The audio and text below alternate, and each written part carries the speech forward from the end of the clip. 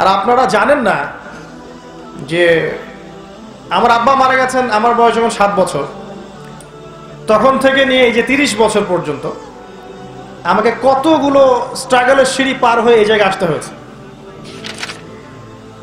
একটু বোঝেন, যারা পর্ন আসক্ত তারা একটা মেয়ের দিকে এই দৃষ্টিতে তাকাতে পারে না যে সে একটা মানুষ। সে যখন তাকায় মনে হয় একটা ভোগের বস্তু, একে ভোগ করতে হবে।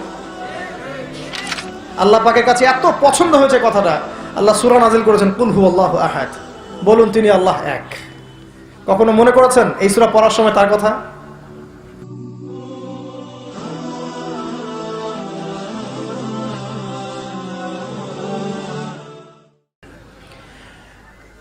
আমার প্রাণপ্রিয় সভাপতি, মাননীয় এলাকার প্রতিনিধিবৃন্দ, উপস্থিত যুবক ভাইরা, পর্দার আড়ালে মা বোনেরা, আপনারা কেমন আছেন? আলহামদুলিল্লাহ আলা কুল্লি হাল ওয়া ফি কুল্লি মাকান। আল্লাহ সুবহানাহু ওয়া তাআলা বলেছেন সূরা ইব্রাহিমের মধ্যে, আউযু বিল্লাহি মিনাশ শাইতানির রাজীম, লাইন শাকারতুম লাআযীদান্নাকুম, তোমরা যদি শুকরিয়া আদায় করো, কৃতজ্ঞতা প্রকাশ করো, আমি তোমাদের প্রতি আমার নিয়ামতকে বাড়িয়ে দেব। ওয়ালা ইন কাফারতুম, কিন্তু তোমরা যদি কুফরি করো, অস্বীকার করো, মনে রাখবে ইন্না আযাবি লাশাদীদ, আমার আযাব, শাস্তি বড় কঠিন। আল্লাহ রাব্বুল আলামিন একই সাথে গফুরুর রহিম, আবার শাদীদুল ইকাব, তিনি পরম করুণাময়, অসীম দয়ালু বটে, আবার সে আল্লাহ পাক কঠিন শাস্তিদাতাও বটে।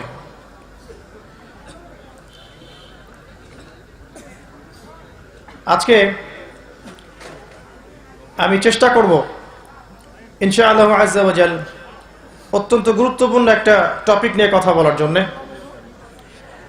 আজকের আলোচনার টপিক হচ্ছে মহাবিশ্বের মহাবিস্ময়, মহাগ্রন্থ আল কোরআন।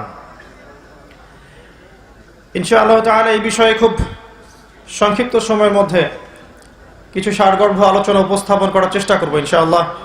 ওয়া মা তাওফীকি ইল্লা বিল্লাহ, আলাইহি তাওয়াক্কালতু ওয়া ইলাইহি উনীব। আল্লাহ রাব্বুল আলামিনের কাছে দোয়া করছি আল্লাহ পাক যেন আমাদের প্রত্যেককে আলোচনা শুনে বুঝে আমল করার তৌফিক দান করেন। আমিন। একটা বিষয় নিয়ে আমরা খুব ভয় থাকি।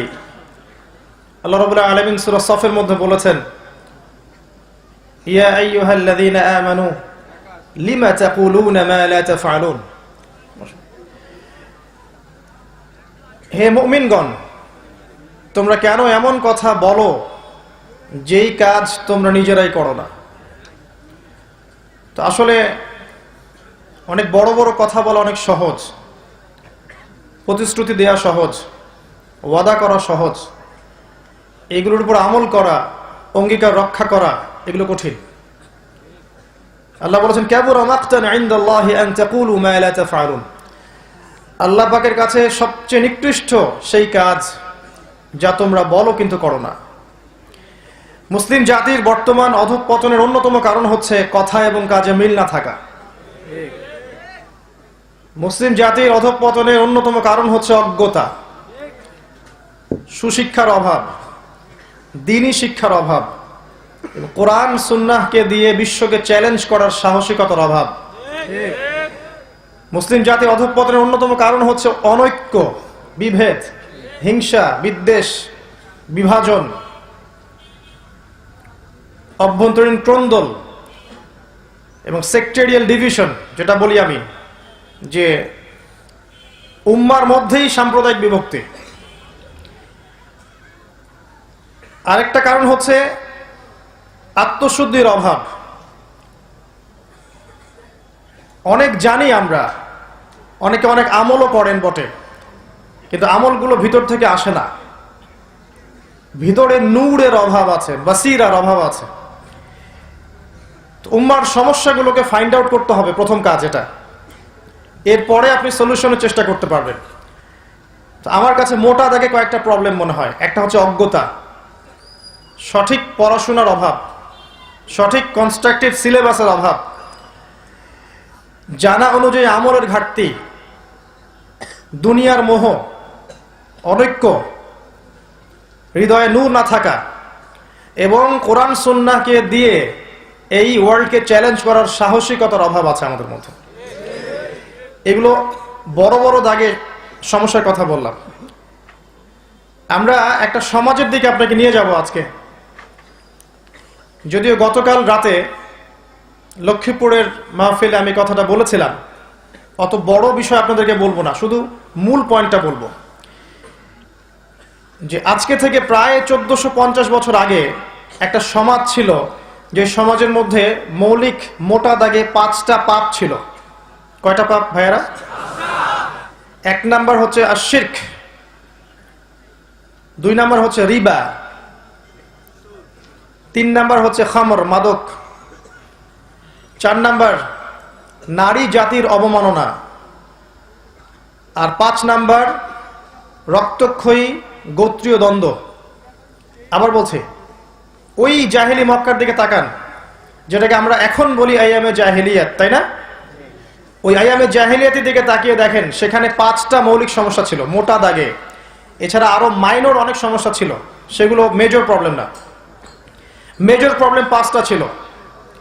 শিরক, আল্লাহ পাকের তাওহীদের সাথে শিরক করা, আল্লাহকে ছাড়া অন্যের উপাসনা করা বা আল্লাহর কনসেপ্টকে ডিনাই করা, অথবা মাধ্যম পূজা করা, কবর পূজা করা, মাজার পূজা করা, মৃত মানুষের পূজা করা, এগুলো ছিল আইয়ামে জাহিলিয়াতেও।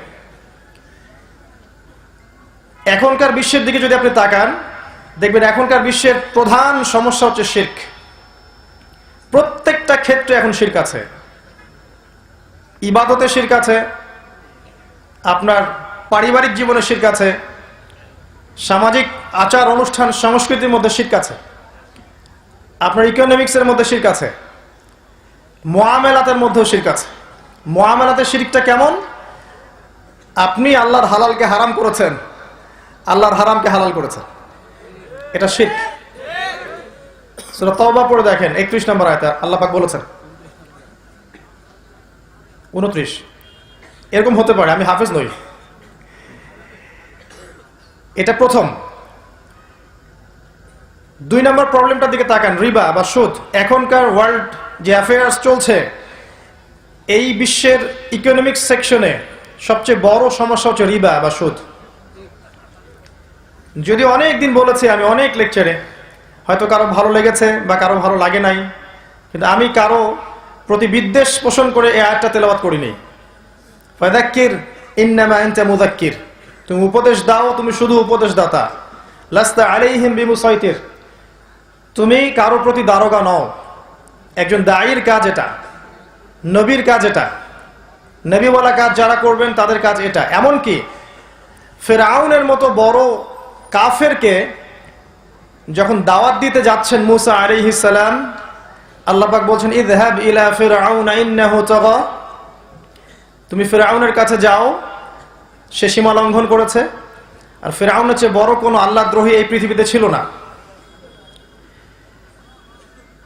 তুমি ফিরআউনের কাছে যাও, সে সীমা লঙ্ঘন করেছে, কিন্তু ফাকুলা লাহু কাওলাল লাইয়িনা লাআল্লাহু ইয়াতাযাক্কারু আও ইয়াখশা, তার কাছে গিয়ে নম্র ভাষায় কথা বলো। ফিরআউনের কাছে গিয়ে নম্রভাবে কথা বলো, উগ্রভাবে কথা বলো না। লাআল্লাহু ইয়াতাযাক্কারু আও ইয়াখশা, হয়তোবা সে উপদেশ গ্রহণ করবে, আমাকে ভয় করবে। এটা নবীকে আল্লাহ পাক বলছেন। তাহলে একজন দায়ী যে সমাজ সংস্কারের চেষ্টা করবে, আল্লাহর পথে মানুষকে ডাকবে, তার অ্যাটিটিউড, কথা বলার ভাষা, শব্দ চয়ন এবং যাদেরকে সে দাওয়া দিচ্ছে তাদের সামনে তাকে নরম হতে হবে। আক্রমণাত্মকভাবে কাউকে আক্রমণ করে, কারো মনে কষ্ট দিয়ে বা উস্কানিমূলক কথাবার্তা বলে সমাজ সংস্কার করা যাবে না। নবী সাল্লাল্লাহু আলাইহি ওয়াসাল্লাম সম্পর্কে আল্লাহ পাক বলেছেন, তুমি যদি কঠোর মনের হতে তাহলে মানুষ তোমার কাছ থেকে সরে যেত। এটা আল্লাহর দয়া তোমার প্রতি যে তুমি কোমল মনের মানুষ হয়েছে। তো আমি অনেক দিনে একটা তেলাওয়াত করেছি যে আল্লাহ রাব্বুল আলামিন সূরা বাকারার মধ্যে বলেছেন, ইয়া আইয়ুহাল্লাযীনা আমানু, হে ঈমানদারগণ, ইত্তাকুল্লাহ, তোমরা আল্লাহকে ভয় করো। ওয়াযারু মা বাকিয়া মিনার রিবা, সুদের অবশিষ্ট সব অংশ ছেড়ে দাও, চক্রবৃদ্ধি হারে সুদ খেও না। ওয়া ইল্লাম তাফআলু, যদি তোমরা এটা না করো, ফাআযানু বিহারবিন মিনাল্লাহি ওয়া রাসূলিহি, তাহলে আল্লাহ এবং তার রাসূলের সাথে যুদ্ধের ঘোষণা শুনে রাখো। ডিসিশন আপনার। আমরা শুধুমাত্র আয়াতগুলো তেলাওয়াত করে শোনাচ্ছি। রাসূলুল্লাহ সাল্লাল্লাহু আলাইহি ওয়াসাল্লাম সহিহ বুখারীর হাদিসে বলেছেন, যে ব্যক্তি 1 দিরহাম সুদ খায় সে যেন 36টা মেয়েকে ধর্ষণ করলো। একটা বিখ্যাত হাদিস তো আপনারাও জানেন, সুদের পাপের 73টা শাখা আছে বা 70টা শাখা আছে। 2টা হাদিস। সবচেয়ে নিম্ন শাখা হচ্ছে নিজের মায়ের সাথে জিনা করা।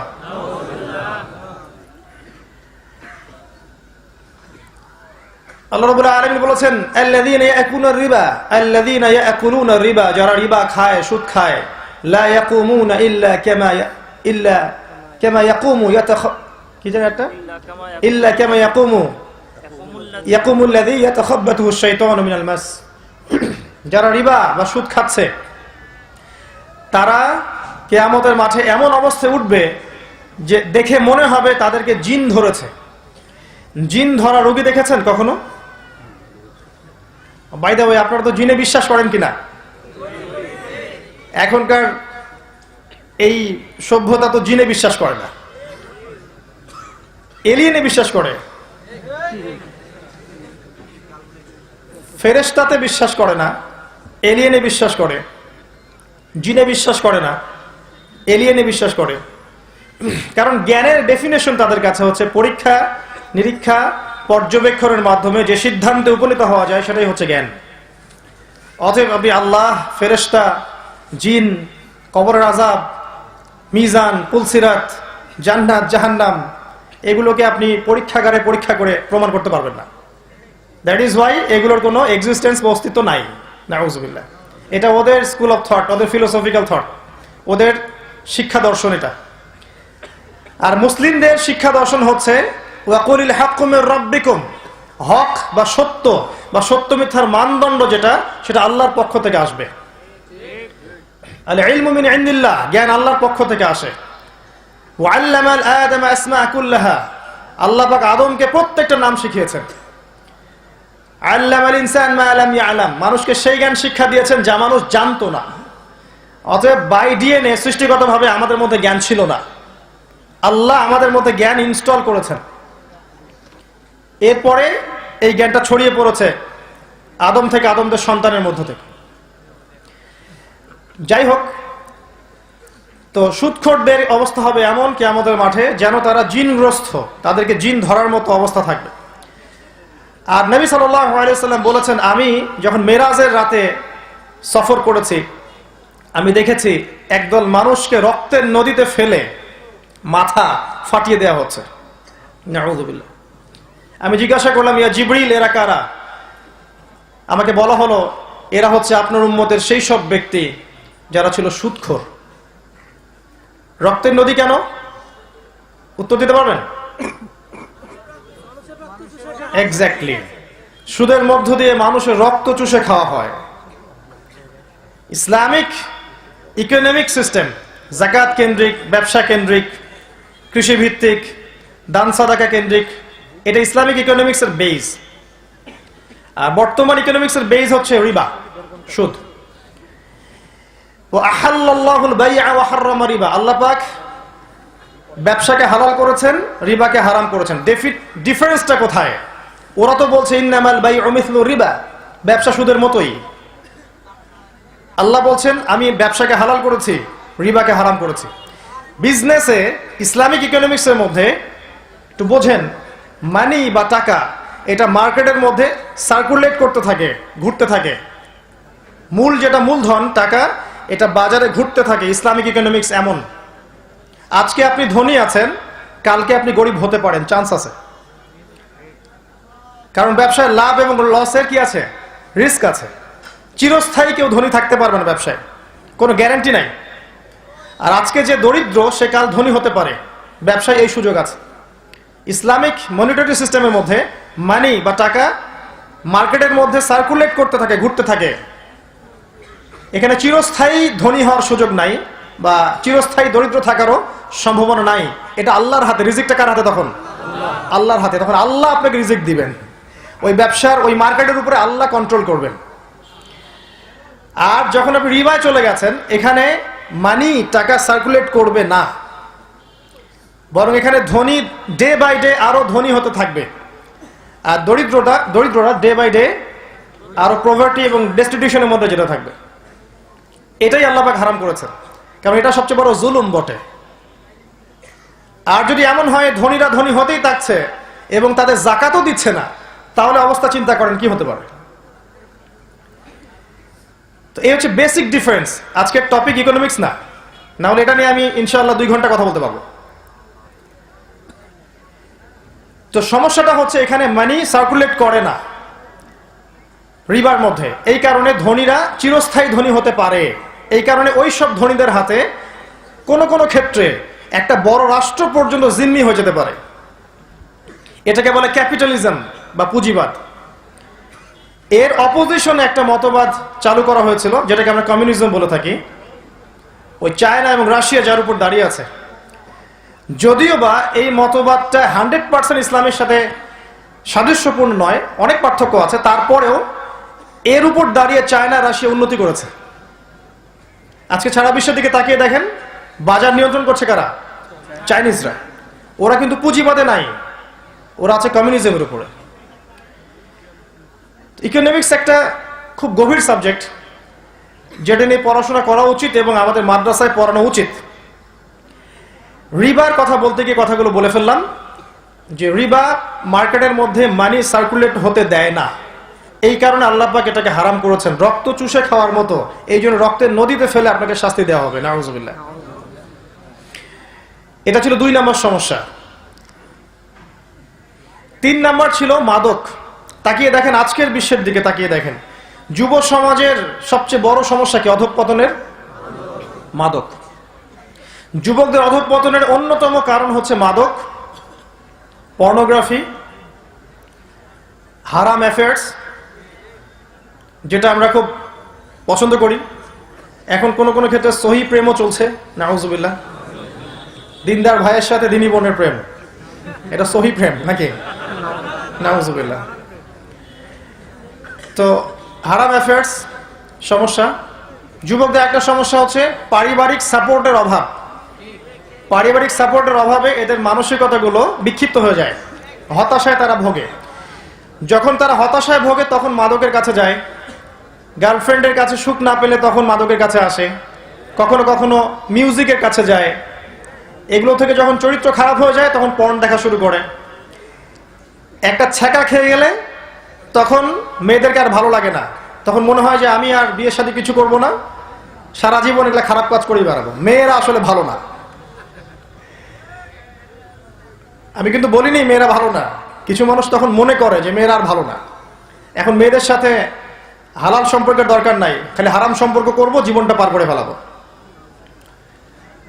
ধনী দুলাল হলে আরো মুশকিল, তখন চলে যাবে বারে, বিয়ার খাবে, হুইস্কি খাবে, অ্যালকোহল খাবে, মারামারি করবে, গুন্ডা মাস্তানি করবে। আর কোনো কোনো ক্ষেত্রে গুন্ডা মাস্তানি করে আবার কেরিয়ারও ভালো হয়ে যায়। অনেক সময় যে যত বড় গুন্ডা হতে পারে তার কেরিয়ার তত ভালো হয়ে যায়। তো এগুলো যুবকদের সমস্যা। একটা কথা বলি এখানে, যে প্রবলেমসগুলো হয়, হতাশা বলেন, মাদক বলেন, পর্নোগ্রাফি বলেন, আপনার হারাম অ্যাফেয়ার্স বলেন, বেকারত্ব, চাকরি পাচ্ছেন না, দারিদ্রতা, ফিউচারের টেনশন, বিয়ে করতে পারছেন না, সবকিছু কঠিন মনে হয়। এগুলো যুবকদেরকে নিয়ে যায় খারাপ পথের দিকে, শয়তানের আনুগত্যের দিকে। তখন তারা মনে করে এখানে গেলে মনে হয় সুখ পাবো, মনে হয় মিউজিকে সুখ পাবো, হয়তো মাদকে সুখ পাবো, বা গার্লফ্রেন্ডের কাছে গেলে সুখ পাবো, বা বড় পলিটিক্যাল পাওয়ার অ্যাচিভ করতে পারলে আমি সুখ পাবো, স্ট্যাটাস বাড়বে। বা অনেকে ধনী হওয়ার জন্য হারাম রাস্তা খোঁজেন, দ্রুত টাকা আর্ন করার জন্য। বিশ্বাস করেন ভাই, এগুলো আপনাকে চিরস্থায়ী সুখ শান্তি দিবে না। এগুলো সাময়িক একটা নেশা দিতে পারে, মাদকের মতো একটা সাময়িক নেশা, ঘোর দিতে পারে। চিরস্থায়ী সুখ শান্তি এবং সাকিনা কে দিবে জানেন? আল্লাহ রাব্বুল আলামিন। তার মাধ্যম হচ্ছে আল কোরআন এবং রাসূলুল্লাহ সাল্লাল্লাহু আলাইহি ওয়াসাল্লামের সুন্নাহ। আপনি সমস্ত এইসব উৎসগুলোকে ছেড়ে ফেলেন, ফেরে হাতের মধ্যে কোরআন ধরেন, দেখবেন মনের মধ্য থেকে প্রশান্তি পাচ্ছেন।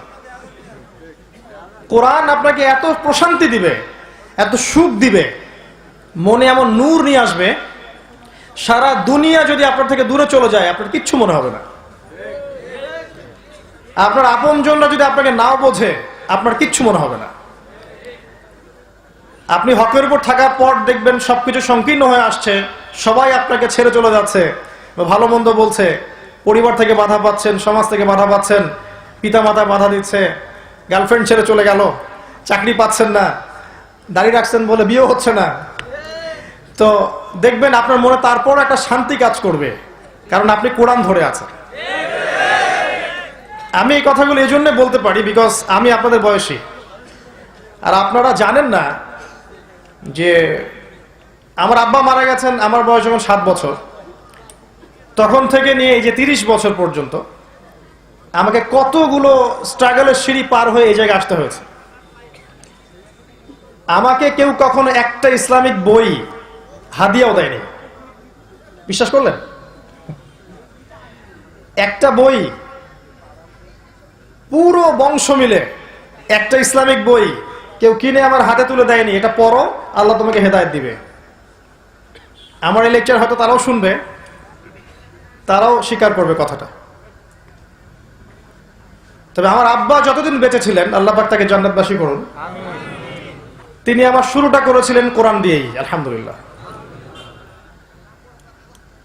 তো এই জন্য আমি আপনাদের সাইকোলজিগুলো ভালো বুঝি।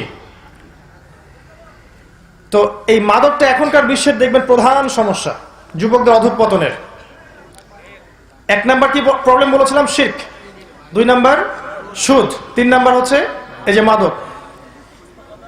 আইন দিয়ে, প্রশাসন দিয়ে, পুলিশ দিয়ে লসগুলো বাস্তবায়ন করে কশ্চিনকালেও সমাজ থেকে 100% মাদক দূর করতে পারবেন না, যতক্ষণ পর্যন্ত মানুষের ভিতরটাকে, ইন্টারনাল যে আত্মাটা আছে, এটাকে আপনি আল্লাহর আনুগত্যে না নিয়ে আসতে পারছেন।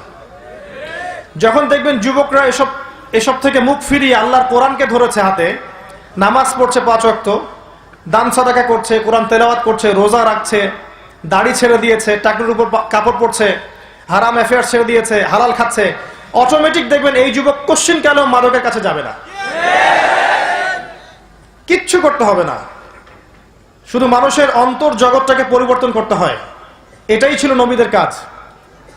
তারা এসে মানুষের আত্মাটাকে, আমাদের নবী সাল্লাল্লাহু আলাইহি ওয়াসাল্লাম আগে মানুষের মস্তিষ্কটাকে, আত্মাটাকে পরকালমুখী করেছেন, দুনিয়া থেকে পরকালমুখী করেছেন। মানুষকে বুঝিয়েছেন যে তোমাকে মৃত্যুবরণ করতে হবে, কবরে সওয়াল জবাব হবে, জান্নাত জাহান্নামের বিষয় আছে, আল্লাহর সামনে দাঁড়িয়ে তোমাকে জবাবদিহি করতে হবে। এই চেতনা যখন ঢুকবে ভিতরে, অটোমেটিক দেখবেন মানুষ পাপ থেকে দূরে আছে। এরপরও পাপ হতে পারে, তখন পাপের শাস্তি হবে, আইন হবে, বিচার হবে। চতুর্থ সমস্যা ছিল ওই যুগের নারীর অবমাননা, একেও হার মানিয়েছে। ধর্মের নামে আমরা ওদেরকে সম্পত্তি দিচ্ছি না, মুসলিম ধর্মের নামে আমরা ওদেরকে শিক্ষা দিচ্ছি না। নারীরা সারা দেশ চষে বেড়াবে, ফিতনা ছড়াবে না, দিনী মসজিদে আসলে বা দিনী হালাকায় আসলে ফিতনা ছড়াবে, তাই না? আমরা বলছি না এগুলো? শিক্ষা থেকে বঞ্চিত করছি, তাদের জন্য ভালো প্রতিষ্ঠান গড়ে তুলতে পারছি না। শুধু মেয়েরা পড়বে, ওখানে ছেলেদের ওখানে এন্ট্রান্স থাকবে না, শুধু মেয়েদের জন্য আলাদা স্বতন্ত্র প্রতিষ্ঠান গড়তে পারছি না। একটু ভাবেন, আপনার স্ত্রী বা আপনার বোন, আপনার মা শিখবে কোথায়? দিনটা শেখার মাধ্যমটা কি? আপনি না হয় এখানে আসছেন, অনেক মাহফিলে যাচ্ছেন, মসজিদে যাচ্ছেন, মাদ্রাসায় যাচ্ছেন, আলেম ওলামার সংস্পর্শে যাচ্ছেন, আপনার স্ত্রী কি হবে? আপনার বোন, আপনার মায়ের কি হবে? তো মেয়েদেরকে আমরা শিক্ষা দিতে ব্যর্থ হয়েছি এই দিনের নামে। অল্প কিছু মাদ্রাসা গড়ে উঠেছে মেয়েদের জন্য, সেগুলো কিন্তু ওয়েল কোয়ালিফাইড না, একদম এখনকার যুগ উপযোগী না। এটা আমাদের দৃষ্টিভঙ্গি থেকে মেয়ের প্রতি জুলুম হয়ে গেছে। আর এই হিউজ পপুলেশনকে অ্যাভয়েড করে আপনি কখনো সমাজ সংস্কার করতে পারবেন না। সমাজ তো দূরের কথা, পরিবারই সংস্কার করতে পারবেন না। যতই আপনি মুত্তাকি পরেজগার হন না কেন, স্ত্রী যদি লাইনে না থাকে ভাই, তাহলে আপনিও দেখবেন বেলাইনে চলে গেছে। আর স্ত্রী যদি লাইনে থাকে, আপনাকে আত্মবিশ্বাস দেয়, আল্লাহ ওয়ালি হয়, ইনশাআল্লাহ দেখবেন আপনি বিশ্ব জয় করতে পারবেন। আল্লাহ পাক আমাদের মা বোনদেরকে হেদায়েত দান করুন এবং তাদেরকে যাবতীয় অবমাননা থেকে আল্লাহ পাক হেফাজত করুন। এগুলোর বাইরেও আছে অশ্লীলতা। আজকে মেয়েদেরকে আমরা বেহায়ের মতো নামিয়ে দিয়েছি, পর্দার বালাই নাই, ফ্রি মিক্সিং, কো এডুকেশন, কো কারিকুলাম অ্যাক্টিভিটিস সব একসাথে চলছে। যেখানে যাবেন সেখানেই নারী, রাস্তাঘাটে, মার্কেটে, সিনেমা হলে, ব্যাংকে, এভরি সিঙ্গেল সেক্টর, বললে শেষ করতে পারবো না। আর বললে আমার মুখ দিয়ে এমন কিছু শব্দ বের হয়ে যেতে পারে যেটা হয়তো অনেকের পছন্দ হবে না। তো প্রত্যেকটা জায়গায় আল্লাহ পাক কখনো বলেননি যে মেয়েরা এই অধিকার পাবে না। আল্লাহর বক্তব্য শুধু এতটুকু ছিল, তারা তাদের ক্ষেত্রে স্বতন্ত্র স্বাধীন। মেয়েরা মেয়েদের কর্মক্ষেত্রে স্বতন্ত্র স্বাধীন, মেয়েরা মেয়েদের স্কুল কলেজে স্বতন্ত্র স্বাধীন। তারা সেখানে তাদের মতো করে পড়বে। নারী টিচার থাকবে, মহিলা টিচার থাকবে, যখন চাকরি বাকরি করবে সেখানে, ব্যবসা বাণিজ্য করবে সেখানে মহিলারা থাকবে। ফ্রি মিক্সিংটাকে আল্লাহ পাক অ্যালাউ করেন নাই। এটা কি আল্লাহর অপরাধ? এটা করে আল্লাহ পাক কি ভুল করেছেন? নাউজুবিল্লাহ। আল্লাহ পাক ইসলাম এভাবে নাজিল করে কি আমাদেরকে পিছিয়ে দিয়েছেন? এগিয়ে নিয়ে আপনারা করলেনটা কি করলেন? মহিলাদের পুরুষের ফ্রি মিক্সিং হলো, শিশু বয়স থেকে নিয়ে একদম চাকরি পর্যন্ত সব ফ্রি মিক্সিং। আর পর্দা উঠিয়ে দিলেন আস্তে আস্তে করে। উঠিয়ে দিলেন কারা? পরিবারের কর্তারা উঠিয়ে দিল। পরিবারের লোকরা পর্দার দিকে খেয়াল করছে না। উঁচু লেভেলে আঙ্গুল তোলার সময় পরে আগে নিজের দিকে দেখেন না, পরিবারে পর্দা উঠিয়ে দিলেন। আর দায়ুসের মতো আচরণ করছি, পরিবারে বেহায়াপনা, অশ্লীলতা, অপসংস্কৃতি। মনে করছে আমার মেয়েটা ছোট, বড় হলে ঠিক হয়ে যাবে। বড় হতে হতে দেখা গেল ও 4-5টা বয়ফ্রেন্ড চেঞ্জ করে ফেলছে। তো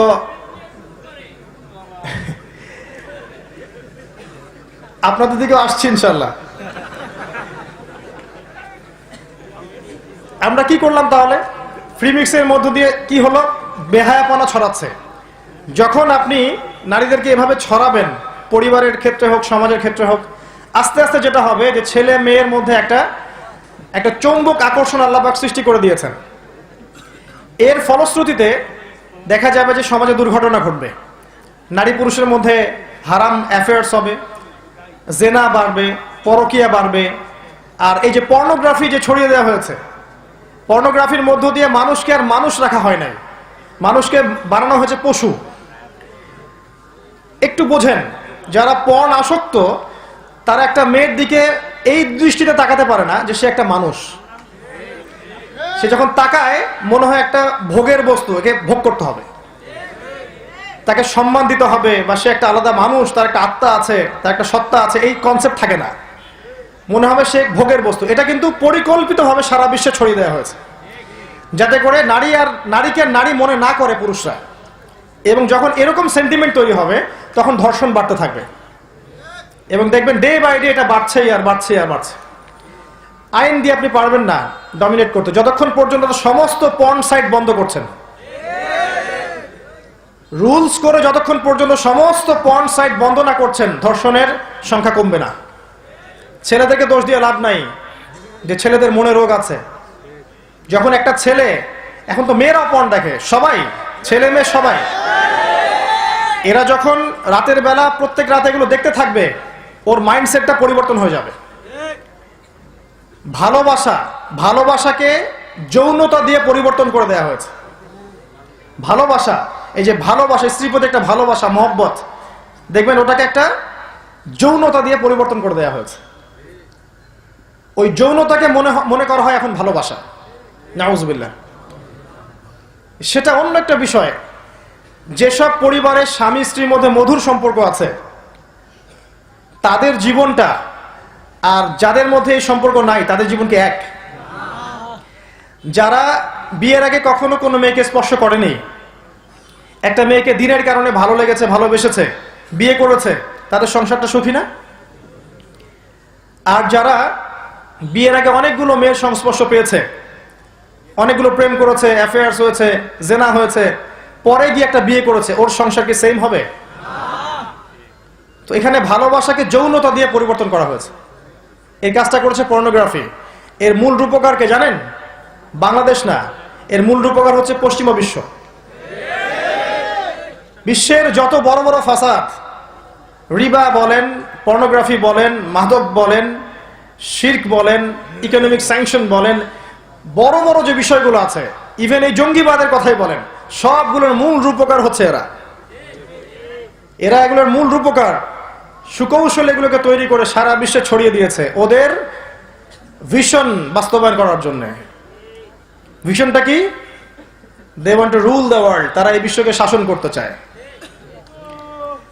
আর এই বিশ্বকে শাসন করতে গেলে সবচেয়ে বড় বাধা মুসলিমরা, মুসলিম যুবকরা, তরুণরা এবং আল্লাহওয়ালা মানুষেরা। কারণ তারা শিরকের সাথে আপোষ করে না, বেদাতের সাথে আপোষ করে না, হারাম মানতে চায় না, জিনা করতে চায় না, মাদক খেতে চায় না। এরা বাধা দেয়, কথা বলে, রেডিওসে কথা বলে। তো এদের ইন্টারনাল আত্মাটাকে ধ্বংস করে দেওয়ার জন্য মাদক, পর্নোগ্রাফি, রিবা এইসব ছড়িয়ে দেওয়া হয়েছে। আত্মার মধ্য থেকে নূর চলে গেছে। নূর চলে গেলে ঈমান আর কাজ করবে না। আর ঈমানের তেজ যখন কমে যাবে তখন ওই জাতিটাকে দিয়ে আপনি কোনো চ্যালেঞ্জিং বিষয় আশা করতে পারেন না। আমরা এখানে না বসে যদি এটা সাহাবায়ে কেরামের মজলিস হতো, তারা কখন এগুলোর সাথে আপোষ করতেন? তো এই হচ্ছে বাস্তবতা। তো অনেকগুলো কথা বলে ফেললাম মাঝখানে, আমি মূল প্রসঙ্গে আসি। এই নারীর অবমাননা ওই যুগের চাইতে এখন বেশি হচ্ছে। ধর্মের নামে হোক, অধর্মের নামে হোক, বেহায়াপনার নামে হোক, এই যে ধর্ষণ করা হচ্ছে, জেনা হচ্ছে, ব্যভিচার হচ্ছে, পরকীয়া বাড়ছে। গেট আপ, ড্রেস আপ দেখলে তো মনে হচ্ছে মাশাআল্লাহ সবাই হুর পড়ি নাকি। আরেকটা কথা বলি কষ্ট করে, যে কিছু ডিজিটাল পর্দাও আছে এখন, যেগুলো সমাজে মুসলিমদের মধ্যে ফিতনা ছড়াচ্ছে বেশ। খাস পর্দা করুন করার মতো করে। পোশাকটা এমন হবে না যে পোশাকটা দিয়ে গায়ের কাঠামো বোঝা যায়, 1 নাম্বার। 2 নাম্বার, পোশাকটা এমন হবে না যে পোশাক পরার পরে গায়ের রং বা গায়ের এই যে স্কিন দেখা যায়। আমার এখান থেকে এই অংশ স্কিন দেখা যাচ্ছে কি? এটা পর্দা, এটা পর্দা নয়। কাপড় এমন হবে না যে আপনি মেয়ে হয়ে ছেলের পোশাক পরছেন, এমন কাপড় পরা যাবে না। আর 4 নাম্বার হচ্ছে অমুসলিমদের সংস্কৃতি যেগুলো পোশাকের মধ্যে আছে এগুলো পরা যাবে না। এই 4টা মূলনীতি মা বোনদেরকে মানতে হবে। আল্লাহ পাক তাদেরকে মানার তৌফিক দান করুন এবং আমাদের স্বামী এবং বাবাদেরকে এই তৌফিক দান করুন যাতে আমরা স্ত্রীদেরকে পর্দায় রাখতে পারি, মেয়েদেরকে পর্দায় রাখতে পারি। সারা বিশ্ব কোথায় চলে যাক যাক ভাই, সারা দেশ কোথায় যায় যাক, সারা সমাজ কোথায় যায় যাক, আপনি আপনার গঠন এককটা ঠিক রাখেন, আপনার পরিবার। তবে যখন সমাজ কলুষিত হয়ে যায় তখন পরিবারও ঠিক থাকে না। কারণ আমাদের পরিবার তো সমাজের অন্তর্ভুক্ত। পরিবার হচ্ছে একটা সমাজের গঠন একক। তো সমাজ যদি কলুষিত হয় তখন একা একা তো আর ভালো থাকা যায় না। তাই ভালো মানুষদের সংস্পর্শে থাকতে হয়, আল্লাহওয়ালাদের সংস্পর্শে থাকতে হয়, তাদের সাথে মিলেমিশে একটা কমিউনিটি বেস থাকতে হয়। আলেম ওলামার সংস্পর্শে গিয়ে, মাদ্রাসা মসজিদের সাথে সম্পৃক্ত রেখে, দিনী হালাকার মধ্যে, নামাজের মাধ্যমে, নামাজ জামায়াত এগুলোর মধ্য দিয়ে কিন্তু দেখবেন যে আপনি সমাজে সামাজিকভাবে বেঁচে আছেন। আর এখন পরিবারগুলো হয়ে গেছে সব স্বতন্ত্র। দেখা যায় একটা পরিবারের মধ্যেই সব সদস্য আলাদা আলাদা জগতে বাস করে। কিভাবে? সবার হাতে একটা করে ফোন আছে, সবার একটা একটা আলাদা জগৎ। একটা ঘরের মধ্যে বসে সবাই গল্প করছে, দেখবেন সবার হাতে একটা করে ফোন। সবাই আলাদা আলাদা জগতে বাস করছে একই ছাদের নিচে বস করার পরেও। তো আমরা আল্লাহর কাছে দোয়া করছি এই মজলিসে ইনশাআল্লাহ আল্লাহ পাক দোয়া কবুল করবেন।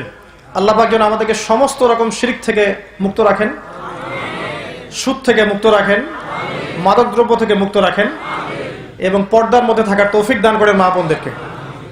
ছেলেদেরও পর্দা আছে। আল্লাহ পাক সূরা নূরের মধ্যে আগে ছেলেদের পর্দার কথা বলেছে। ছেলেদেরকেও পর্দা করতে হবে। এটার জন্য অনেকে অনেক বেগ পান, অনেক প্রশ্ন করেন। উত্তর আমি একটা দিব খালি, যে যত বেশি কোরআনকে সময় দিবে তার কাছে দুনিয়ার এই চাকচিক্য ভালো লাগবে না। যে যত বেশি কোরআনকে সময় দিবেন, আমার চাইতে আপনারা বেশি দিতে পারেন, আমি যে খুব বেশি দিচ্ছি তা বলছি না।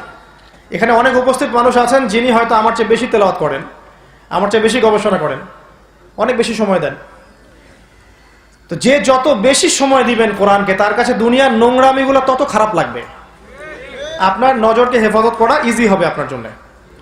এর পাশাপাশি একা একা থাকবেন না, তিনি ভাইদের সাথে মিলেমিশে থাকবেন, একাকি ঘুমাবেন না। এবং বাসার মধ্যে যে ঘরে ঘরে যে আমাদের টিভি মনিটর এগুলো আছে, এগুলো রাখবেন না। সবাই যেখানে বসেন ডাইনিং রুম সেখানে রাখবেন।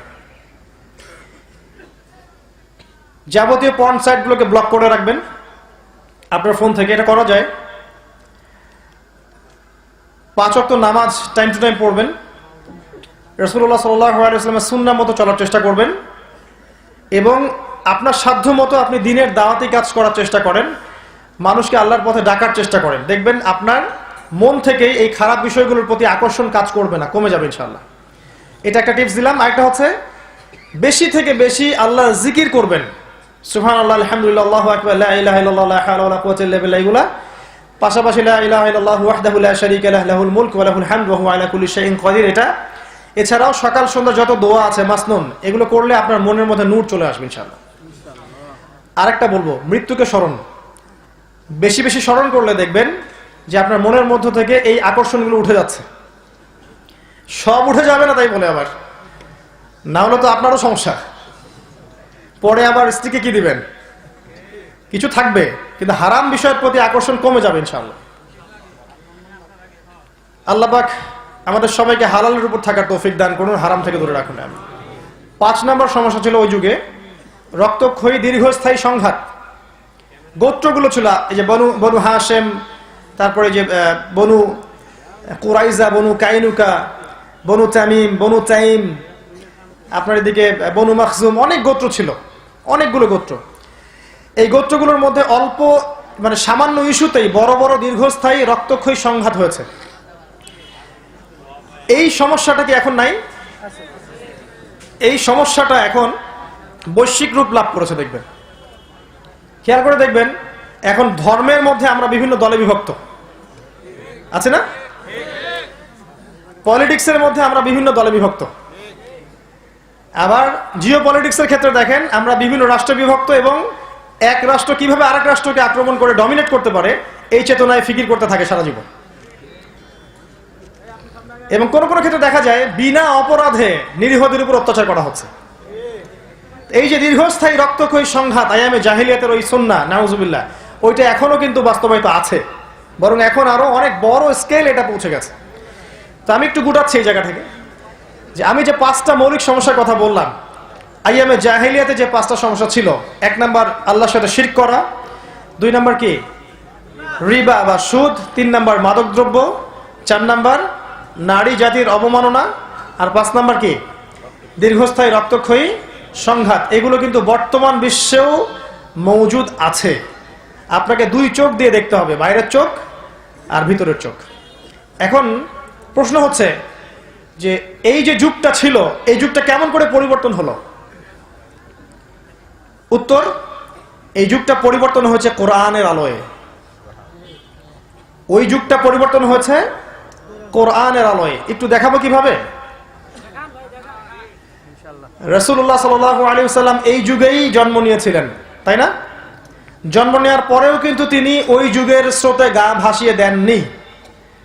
তিনি আগে থেকে ভালো মানুষ ছিলেন, এতিমের খোঁজ খবর নিতেন, কখনো শিরক করেন নাই, স্ট্যাচু ওয়ার্শিপ করেন নাই, কখনো তিনি মাধ্যম পূজা করেন নাই, কখনো সুদের ধার কাছে যান নাই, মাদক খান নাই, জেনার ধার কাছে যান নাই, এতিমের খোঁজ নিয়েছেন, বিধবার খোঁজ নিয়েছেন, অসহায়ের পাশে দাঁড়িয়েছেন। যাবতীয় চারিত্রিক গুণাবলীতে তিনি আগেই বলিয়ান ছিলেন, আগে থেকেই।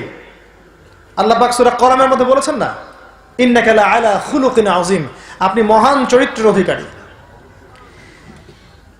এই সমাজে জন্ম নেওয়ার পরে তিনি সমাজের এই বিষয়গুলোকে মেনে নিতে পারলেন না। এক পর্যায়ে কিন্তু হিলফুল ফুজর তৈরি করেছিলেন, তাই না? কিন্তু মানুষের মস্তিষ্ক প্রসূত জ্ঞান দিয়ে আসলে সমাজ সংস্কার করা যায় না, এটাই বাস্তব। এই জন্য নবী সাল্লাল্লাহু আলাইহি ওয়াসাল্লাম শতভাগ সফল হয়েছিলেন এটা আমরা বলতে পারছি না, কারণ সমাজের সমস্ত সমস্যা তিনি তখন দূর করতে পারেননি। এরপর যখন তার বয়স 40 হয়ে গেল, সমাজ থেকে তিনি ডিসকানেক্টেড থাকতে লাগলেন, তাই না? আপনারা সিরাত তো পড়েছেন, পড়েন নাই? রাসূলুল্লাহ সাল্লাল্লাহু আলাইহি ওয়াসাল্লামের জীবনে একটা বার কারা কারা পড়েছেন হাত তোলেন। আপনারা সংখ্যাটা একটু দেখেন। বাস্তবতা হচ্ছে এটা, বাস্তবতা যখন এমন, তখন আল কোরআনের আলো ঘরে ঘরে জ্বলবে না। বাস্তবতা যখন এমন, তখন আল কোরআনের আলো ঘরে ঘরে জ্বলবে না, বিশ্বে জ্বলবে না। যখন এই প্রশ্নের উত্তর দেওয়ার জন্য সবাই হাত উঁচু করবেন যে আমরা সবাই রাসূলের জীবনী একবার পড়েছি, সবাই কোরআন একবার খতম দিয়েছি অর্থসহ, সবাই দিনের বেসিক জ্ঞান অর্জন করেছি, ঠিক আছে, সবাই আল্লাহর হালালকে হালাল জেনেছি, হারামকে হারাম জেনেছি, তখন দেখবেন আল কোরআনের আলো সব জায়গায় জ্বলবে, তার আগে জ্বলবে না। তো রাসূল সাল্লাল্লাহু আলাইহি ওয়াসাল্লাম যখন এই 40 বছরে আসলেন, তখন সমাজ থেকে ডিটাচ থাকা শুরু করলেন। অল্প কিছু খাবার নিতেন, নিয়ে গুহায় চলে যেতেন। হেরা গুহায় বসে তিনি ধ্যান করতেন, আল্লাহকে ডাকতেন, এবং এই সমস্যা কেমন করে সলভ করা যায় এই চিন্তা ফিকির করতেন। এবং তার স্ত্রী খাদিজা রাদিয়াল্লাহু আনহা তাকে হেল্প করতেন, খাবার দিয়ে আসতেন। আপনারা হয়তো যারা হজ উমরা করতে গিয়েছেন তারা দেখেছেন যে গারে হেরা কত উঁচু, দেখেন নাই? এত উঁচু, উঠতে আর নামতেই 2-3 ঘন্টা সময় চলে যাবে। এত উঁচু পথ খাদিজা রাদিয়াল্লাহু আনহা একজন মহিলা হয়েও ওঠানামা করেছেন তার স্বামীর স্বপ্ন বাস্তবায়নে সাহায্য করার জন্য। খেয়াল করেছেন? তাই ঘরের মধ্যে একটা নেককার স্ত্রী থাকলে আপনি দুনিয়াতে জান্নাতে থাকবেন ইনশাআল্লাহ। আর ঘরে যদি একটা বদকার স্ত্রী থাকে তাহলে দুনিয়াতে আপনি জাহান্নাম। খাদিজা রাদিয়াল্লাহু আনহা ছিলেন তার প্রেমময় প্রিয়তম স্ত্রী, যার কথা তিনি শেষ বয়সে গিয়েও বলতেন। আর আয়েশা রাদিয়াল্লাহু আনহা একটু ঈর্ষা করতেন, আপনি কেন তার কথা বলেন, যার দাঁত পড়ে গিয়েছিল, বয়স হয়ে গিয়েছিল। রাসূল সাল্লাল্লাহু আলাইহি ওয়াসাল্লাম বলতেন, আয়েশা তুমি তাকে ভালো মন্দ বলো না, কারণ যখন কেউ আমার প্রতি ঈমান আনেনি তখন খাদিজা আমার প্রতি ঈমান এনেছে। তাই কষ্টের সময় সাথীদেরকে ভুলে যাবেন না। কষ্টের সময় সাথীরাই হচ্ছে আপনার প্রকৃত বন্ধু। সুখের সময় অনেক মানুষ পাশে আসবে, তাকবীর দিবে, আল্লাহু আকবার বলবে, স্লোগান দিবে। বিপদের সময় দেখবেন কেউ নাই পাশে। আর এই জন্য আমি বলি একটা কথা বারবার, যে আল্লাহ ছাড়া আপন বলতে আসলে কেউ নাই। আল্লাহকে আপন করে নেন, সব আপনার হয়ে যাবে ইনশাআল্লাহ। আল্লাহকে পর করে অন্যদেরকে আপন করতে যান, সব ভেস্তে যাবে, কিছু থাকবে না। তো যাই হোক, রাসূল সাল্লাল্লাহু আলাইহি ওয়াসাল্লাম ওই গুহায় বসে চিন্তা করতেন কিভাবে এই সমাজটাকে পরিবর্তন করা যায়। ঠিক তখন আল্লাহর পক্ষ থেকে ওহী এসেছে। জিবরাইল আলাইহিস সালাম সশরীরে এসেছেন, তার 600টার পাখা ছিল, এসে বলেছেন ইকরা, পড়ুন। কি বলেছেন ভাই? ইকরা মানে পড়ুন। নবীজি বলেছেন মা আনা বিকারি, আমি তো পড়তে জানি না, কারণ তিনি লিখতেও জানতেন না, পড়তেও জানতেন না। আর এটাতে আসলে লজ্জা পাওয়ার কিছু নাই। স্বাক্ষর, নাম সাইন করতে পারলেই যে জ্ঞানী হওয়া যায় এমন নয় বিষয়টা। জ্ঞান আল্লাহর পক্ষ থেকে আসে। এমন অনেক মানুষ আছেন যারা লিখতে পড়তে জানেন না, কিন্তু অনেক জ্ঞানী সমাজের মধ্যে আছে না? এমন অনেক বড় বড় কিন্তু কবি, সাহিত্যিক, ঔপন্যাসিক ছিলেন যারা অনেক সময় এই যে স্কুলে পড়েন নাই, কলেজে পড়েন নাই, আছে না? তো রাসূল সাল্লাল্লাহু আলাইহি ওয়াসাল্লাম লিখতে জানতেন না, পড়তে জানতেন না, অক্ষর জ্ঞানহীন ছিলেন। আল্লাহ পাক তাকে বাছাই করেছেন যাতে মানুষ এটা বলতে না পারে যে তিনি কোরআন বানিয়ে রচনা করে নিয়ে এসেছেন। তার কাছে ওহী আসলো, তিনি বললেন আমি পড়তে জানি না।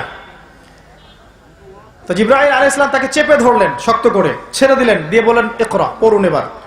নবীজি বললেন মা আনা বিকারি, আমি তো পড়তে জানি না। আবার চেপে ধরলেন, আবার ছেড়ে দিলেন। সহিহ বুখারীর হাদিস এটা। শেষে গিয়ে বললেন ইকরা বিসমি রাব্বিকাল্লাযী খালাক, পড়ুন আপনার সেই রবের নামে যিনি আপনাকে সৃষ্টি করেছেন। তাহলে দেখেন, সমাজের এই সমস্যাগুলোকে দূর করার জন্য, পরিবর্তন করার জন্য, জাহেলিয়াতিপূর্ণ সমাজকে আলোর সমাজ বানানোর জন্য আগে পড়তে হবে। কি করতে হবে? পড়তে হবে। আল্লাহ পাক তার নবীকে প্রথমে বলেন নাই নামাজ পড়ো, রোজা রাখো, যাকাত দাও, হজ করো, স্ট্যাচু ওয়ার্শিপ করো না, কিচ্ছু বলেন নাই। আল্লাহ পাক কি বলেছেন? পড়ো। কি পড়বেন? জেনারেল লাইনেই পড়েন আর মাদ্রাসা লাইনেই পড়েন না কেন, আপনাকে কয়েকটা সাবজেক্ট পড়তে হবে। 1 নাম্বার আল কোরআন, কোরআনের তিলাওয়াত শিখতে হবে। অর্থ বুঝতে হবে, তাফসীর পড়তে হবে, আরবি ভাষা শিখতে হবে, কোরআন নিয়ে গবেষণা করতে হবে। 2 নাম্বার হাদিস, হাদিসের ছোট থেকে বড় সমস্ত কিতাবগুলো পড়তে হবে। একদম হাদিস 40 থেকে শুরু করে এই যে ফয়জুল কালাম, রিয়াদুস সালিহিন, মিশকাত, বুলুগুল মারাম, নাসাই, আবু দাউদ, তিরমিজি, বুখারী, মুসলিম, সব ধাপে ধাপে, একবারে আবার গাছের আগায় উঠতে যাবেন না। 3 নাম্বার পড়তে হবে সিরাত, রাসূলুল্লাহ সাল্লাল্লাহু আলাইহি ওয়াসাল্লামের জীবনী। 4 নাম্বার পড়তে হবে ইসলামের ইতিহাস। 5 নাম্বার পড়তে হবে ইসলামিক ইকোনমিক্স বা ইসলামী অর্থনীতি। 6 নাম্বার পড়তে হবে সাহাবায়ে কেরামের জীবনী। 7 নাম্বার জিওপলিটিক্স, মানে এই যে ভূ রাজনৈতিক প্রেক্ষাপট। 8 নাম্বার হচ্ছে ফিলোসফি বা দর্শন, ইসলামিক ফিলোসফি।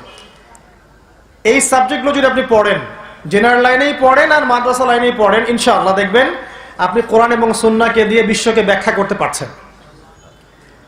আর একমুখী জ্ঞান অর্জন করে আগামী বিশ্বকে আমরা ডিল করতে পারবো না।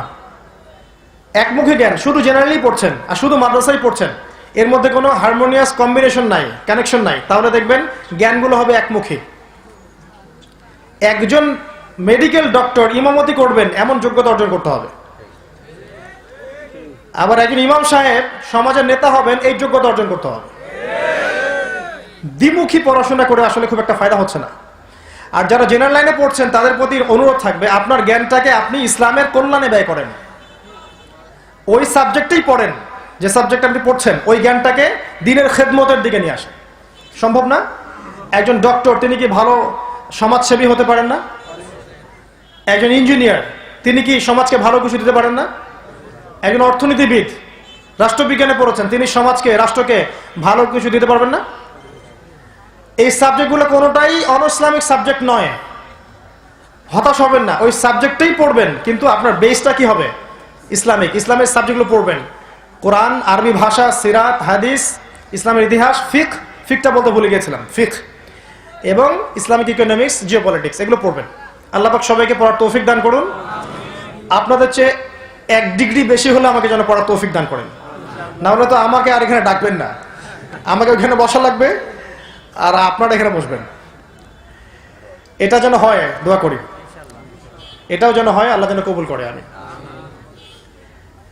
তো রাসূল সাল্লাল্লাহু আলাইহি ওয়াসাল্লামকে প্রথম পড়তে বলা হয়েছে। এবার খেয়াল করে দেখেন, এই ওহীটা আসলো তখন যখন তার বয়স 40।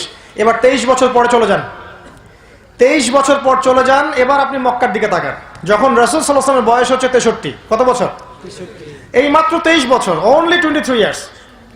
এই 23 বছরের ব্যবধানে আপনি দেখেন ওই আইয়ামে জাহিলিয়াতের কোনো শিরক মক্কায় আর বাকি নাই। আছে? বোঝেন এই জায়গাটা ভালো করে। আইয়ামে জাহিলিয়াতের কোনো রিবা বা সুদ মক্কায় আর বাকি নাই। আছে? আইয়ামে জাহিলিয়াতের কোনো মাদক মক্কায় নাই। আইয়ামে জাহিলিয়াতের কোনো নারীর অবমাননা মক্কায় নাই। এবং ওই যে গোত্রীয় দ্বন্দ্ব, হানাহানি, মারামারি, কাটাকাটি মক্কায় আছে? নাই। সবাই ভাই ভাই হয়ে গেছে। এক কথায় অন্ধকারাচ্ছন্ন একটা সমাজ টোটালি নূর এবং আলোকিত সমাজে পরিণত হয়েছে। কিসের প্রভাবে? ওই যে ইকরা, পড়ুন। কি পড়বেন? বিসমি রাব্বিকাল্লাযী খালাক। যে জ্ঞান আপনাকে আল্লাহর দিকে নিয়ে যায় সেই জ্ঞান অর্জন করতে বলেছেন আল্লাহ পাক। পড়ুন আপনার সেই রবের নামে যিনি আপনাকে সৃষ্টি করেছেন, মানে স্রষ্টার দিকে যে জ্ঞান নিয়ে যাচ্ছে সেই জ্ঞান আপনি জ্ঞানী হন। আল্লামাল ইনসান মা লাম ইয়ালাম, মানুষকে যে জ্ঞান শিক্ষা দিয়েছেন আল্লাহ পাক, এই জ্ঞানটা মানুষ জানতো না। ঠিক এরপরে একটা ওহী এসেছে সূরা মুদ্দাসির, ইয়া আইয়ুহাল মুদ্দাসির কুম ফাআনযির। রাসূল সাল্লাল্লাহু আলাইহি ওয়াসাল্লাম ভয় পেয়ে গিয়েছিলেন, না জানি আমার কি হয়ে গেল, কয়েকবার আত্মহত্যার চেষ্টা করেছিলেন। আল্লাহ পাক তাকে হেফাজত করেছেন। যেখানেই উঠেছেন পাহাড়ে তিনি মনে করেছেন আমি মনে হয় পাগল হয়ে গেছি, আমার কাছে এগুলো কি আসছে, ভয় পেয়ে গিয়েছেন তিনি। এটা স্বাভাবিক। তখন আল্লাহ রাসূল সাল্লাল্লাহু আলাইহি ওয়াসাল্লামকে জিবরাইল আলাইহিস সালাম বলতেন যে ইয়া মুহাম্মদ আনতা রাসূলুল্লাহ ওয়া আনা জিবরিল। আপনি পাগল নন, আপনি নিজের নফসকে নিয়ে ভয় পায়েন না, আপনি আল্লাহর রাসূল এবং আমি হচ্ছে জিবরিল। তার মনটা ওহী আসার যোগ্য হতে, মানে ধারণ ক্ষমতা, কারণ ওহীর একটা ওয়েট আছে, আছে না? ওহীর একটা ভার আছে। কেমন ভার জানেন? সহিহ বুখারী একটা হাদিস এসেছে, অন্য কিতাবেও আছে, যে শীতের রাত্রে যখন রাসূলুল্লাহ সাল্লাল্লাহু আলাইহি ওয়াসাল্লামের উপরে ওহী নাজিল হতো, ঘামে তার কপালটা ঘেমে যেত, গা দিয়ে দরদর করে ঘাম পড়তো। এটা হচ্ছে ওহীর একটা ওজন আছে। যায়েদ বিন সাবিত একজন সাহাবী ছিলেন রাদিয়াল্লাহু আনহু। তিনি বলেছিলেন যে একবার রাসূল সাল্লাল্লাহু আলাইহি ওয়াসাল্লামের পা আমার পায়ের উপরে ছিল, শুয়েছিলেন তিনি আমার সাথে, পাটা রেখেছেন আমার পায়ের উপরে এভাবে। তখন তার কাছে ওহী এসেছে একটা, মনে হচ্ছিল যে আমার পা মনে হয় এই যে পাহাড়ের নিচে পড়েছে, পাটা গুঁড়া হয়ে যাবে, এত ভারী মনে হচ্ছিল। তো ওহীর একটা ওজন আছে, লাউ আনজালনা হাযাল কুরআন আলা জাবাল, যদি আমি এই কোরআনকে পাহাড়ে নাজিল করতাম, লা রাআইতাহু খাশিআম মুতাসাদ্দিআম মিন খাশিয়াতিল্লাহ, তাহলে হে নবী আপনি দেখতেন এই পাহাড়টা আল্লাহর ভয়ে চূর্ণ বিচূর্ণ হয়ে থরথর করে কাঁপছে। ওই কোরআনই আমাদের মনের মধ্যে আছে, কিন্তু আমাদের মনে কোনো ভাবান্তর হয় না। তো ওহী আসতে মনটাকে ওহীর পাওয়ার যোগ্য করতে, স্থির করতে একটু সময় লেগেছে। এরপরে ওই এসেছে সূরা মুদ্দাসিরের প্রথম 5 আয়াত, ইয়া আইয়ুহাল মুদ্দাসির, হে চাদর আবৃত রাসূল, কুম ফাআনযির, আপনি উঠুন এবং সতর্ক করুন। এখানে উঠুন মানে বিছানা থেকে উঠুন নয়, উঠুন মানে হচ্ছে হকটা নিয়ে সমাজে নেমে পড়ুন এবং মানুষকে সতর্ক করুন। রব্বাকা ফাকাব্বির, আপনার রবের তাকবীর পাঠ করুন। ওয়া সিয়াবাকা ফাতাহহির, আপনার দেহ এবং আত্মাকে পরিষ্কার করে রাখুন। ওয়া রুজজা ফাহজুর, এবং অহেতুক কথা এবং কাজ এগুলো এড়িয়ে চলেন। এরপরে ওহী আসা শুরু হলো, একটার পর একটা, একটার পর একটা। যখন যে সিচুয়েশন তখন সেই ওহী। 23 বছর পর আপনি মক্কাকে দেখেন, এখানে নাই কোনো শিরক, নাই কোনো রিবা, নাই কোনো মাদক, না নারীর কোনো অবমাননা আছে, আর না কোনো গোত্রীয় হানাহানি আছে। এই সময়টুকুতে প্রিয় ভাইরা, রাসূলুল্লাহ সাল্লাল্লাহু আলাইহি সাল্লাম এবং সাহাবায়ে কেরাম আসলে কি করেছেন, এইটুকু বলে আমি শেষ করছি। এই সময়টুকুতে তারা আসলে কি করেছেন? শুধু কি দাওয়াতি কাজ করেছেন, বা শুধু কি আমল করেছেন, না শুধু জিকির করেছেন, নাকি শুধু কোরআন তেলাওয়াত করেছেন, না শুধু বদর উহুদের মতো যুদ্ধ করেছেন? কি করেছেন আসলে? এই পুরো সময়টা জুড়ে এই কোরআনকে কেন্দ্র করে তারা মূলত 6টা কাজ করেছেন। কয়টা কাজ? 6টা কাজ। এই জায়গাটা মনে রাখেন, বাকিটা ভুলে গেলে জানেন তাও ভালো। এই জায়গাটুকু মনে রাখেন, কয়টা কাজ করেছেন? বিশ্বাস করেন, এই 6টা কাজ যদি আমরা করতে পারি ইনশাআল্লাহু আযজা ওয়া জাল, আপনি আগামী 30, 40, 50, 100 বছর পরে গিয়ে হলেও দেখবেন ইসলামী খেলাফা, ইসলামী পুরো কন্টিনেন্ট সব আবার বাস্তবায়ন হয়েছে ইনশাআল্লাহ। এবং কিয়ামতের আগে এটা হবেই। কিয়ামতের আগে এই দিন এই বিশ্ববাসী দেখে যাবেই ইনশাআল্লাহ। এটা খুদই আল্লাহ পাক লিখে দিয়েছেন।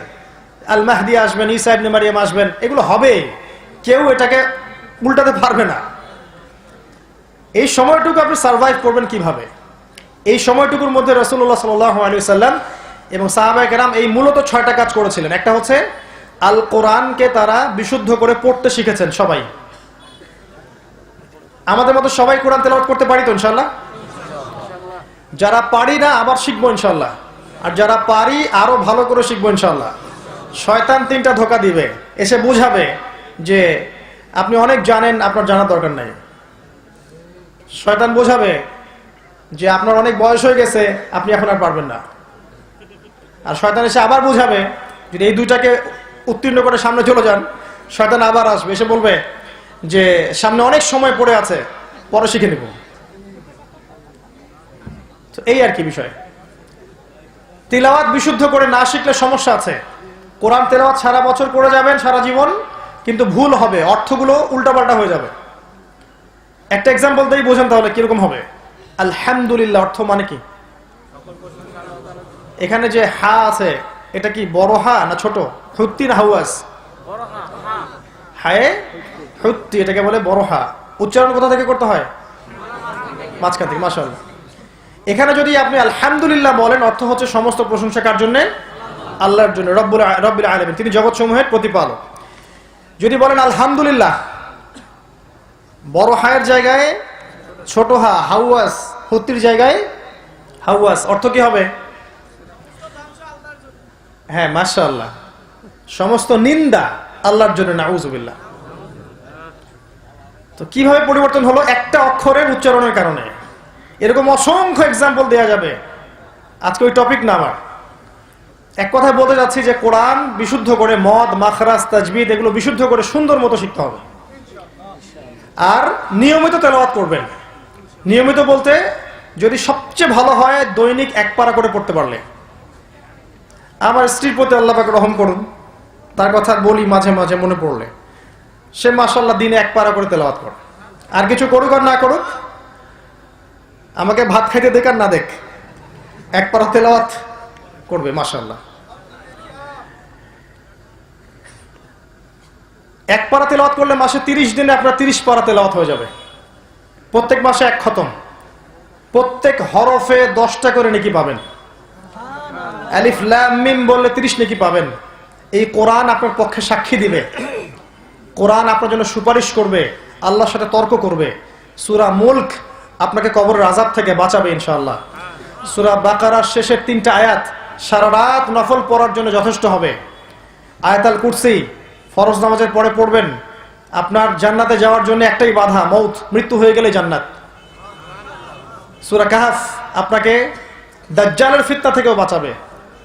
সূরা কাহফ, যার চেয়ে বড় কোনো ফিতনা পৃথিবীতে আসেনি, আসবে না। অসংখ্য ফজিলত, অসংখ্য ফজিলত। এক কথায় কোরআনের তেলাওয়াতের কারণে আপনার হায়াতে, রিজিকে, সময়ে দেখবেন বারাকা নেমে আসছে, আল্লাহর রহমত নেমে আসবে। আর এটা আল্লাহর কালাম, যার মধ্য দিয়ে আপনি সরাসরি আল্লাহর সাথে কথা বলবেন। এই কাজটা তারা করেছিলেন, যদি আমরা করতে পারি ইনশাআল্লাহ তাআলা দেখবেন সমাজের মধ্যে পরিবর্তন আসছে, কোরআনময় সমাজ হচ্ছে ইনশাআল্লাহ। 2 নম্বর হচ্ছে তারা আল কোরআনের অর্থটা বুঝতেন, শুধু তেলাওয়াত করতেন এমন নয়, অর্থও কিন্তু বুঝতেন। তা আমরা যারা তেলাওয়াত করতে জানি বা হিফজ করেছি, আমরা কি অর্থটা বুঝি? অর্থটা অবশ্যই বুঝতে হবে। অর্থ বোঝার জন্য আরবি ভাষা এবং ব্যাকরণ শেখার কোনো বিকল্প নাই। যদি আরবি ভাষা এবং ব্যাকরণ না শেখেন, তাহলে আপনি একটা ভাবার্থ পাবেন, আপনি গভীরে ঢুকতে পারবেন না। আমার কথা হয়তো বুঝতে পারছেন না। কোরআনের আয়াতের ভিতরে ঢুকতে পারবেন না, ভাবার্থ বা ভাষা একটা অর্থ পাবেন। এই যে একটা আয়াত বলছি, মনে করেন যে ইন্না আরাদনাল আমানাতা আলাস সামাওয়াতি ওয়াল আরদ ওয়াল জিবাল ফাআবাইনা আন ইয়াহমিলনাহা ওয়া আশফাকনা মিনহা ওয়া হামালাহা আল ইনসান ইন্নাহু কানা যালুমান জাহুলা। এই একটা আয়াত পড়লেন, তাফসীর খুলে দেখবেন বা অর্থ দেখবেন, একটা অর্থ পড়লেন, আপনি ফিল করতে পারেন নাই যেটা আমি ফিল করলাম। আল্লাহ বলছেন যে আমি এই আমানতটা, ইসলাম এই যে আমানত, কোরআন সুন্নাহ, আল্লাহর যে হালাল হারাম, এই আমানতটাকে এই মহাবিশ্বের উপর সোপর্দ করতে চেয়েছিলাম, এই পৃথিবীর উপরে সোপর্দ করতে চেয়েছিলাম, পাহাড়ের উপরে সোপর্দ করতে চেয়েছিলাম। তারা ডিনাই করেছে, নিতে চায় নাই। ওয়াশফাকনা মিনহা, তারা পিছিয়ে পড়েছে, ব্যাকফুটে চলে গেছে, আমরা নিব না, নিতে পারবো না। ওয়া হামালাহাল ইনসান, মানুষ এই আমানত গ্রহণ করেছে, আমরা গ্রহণ করেছি। ওয়া কানাল ইনসানু যালুমান জাহুলা, মানুষ জালেম এবং জাহেল। অর্থের ভিতরে ঢুকতে পারবেন না কিন্তু। ইন্নাল ইনসানা লিরাব্বিহি লাকানুদ, মানুষ তার রবের প্রতি অকৃতজ্ঞ চরমভাবে। ওয়া ইন্নাহু আলা যালিকা লাশাহিদ, আর মানুষ নিজেই এর সাক্ষ্যের জন্য যথেষ্ট।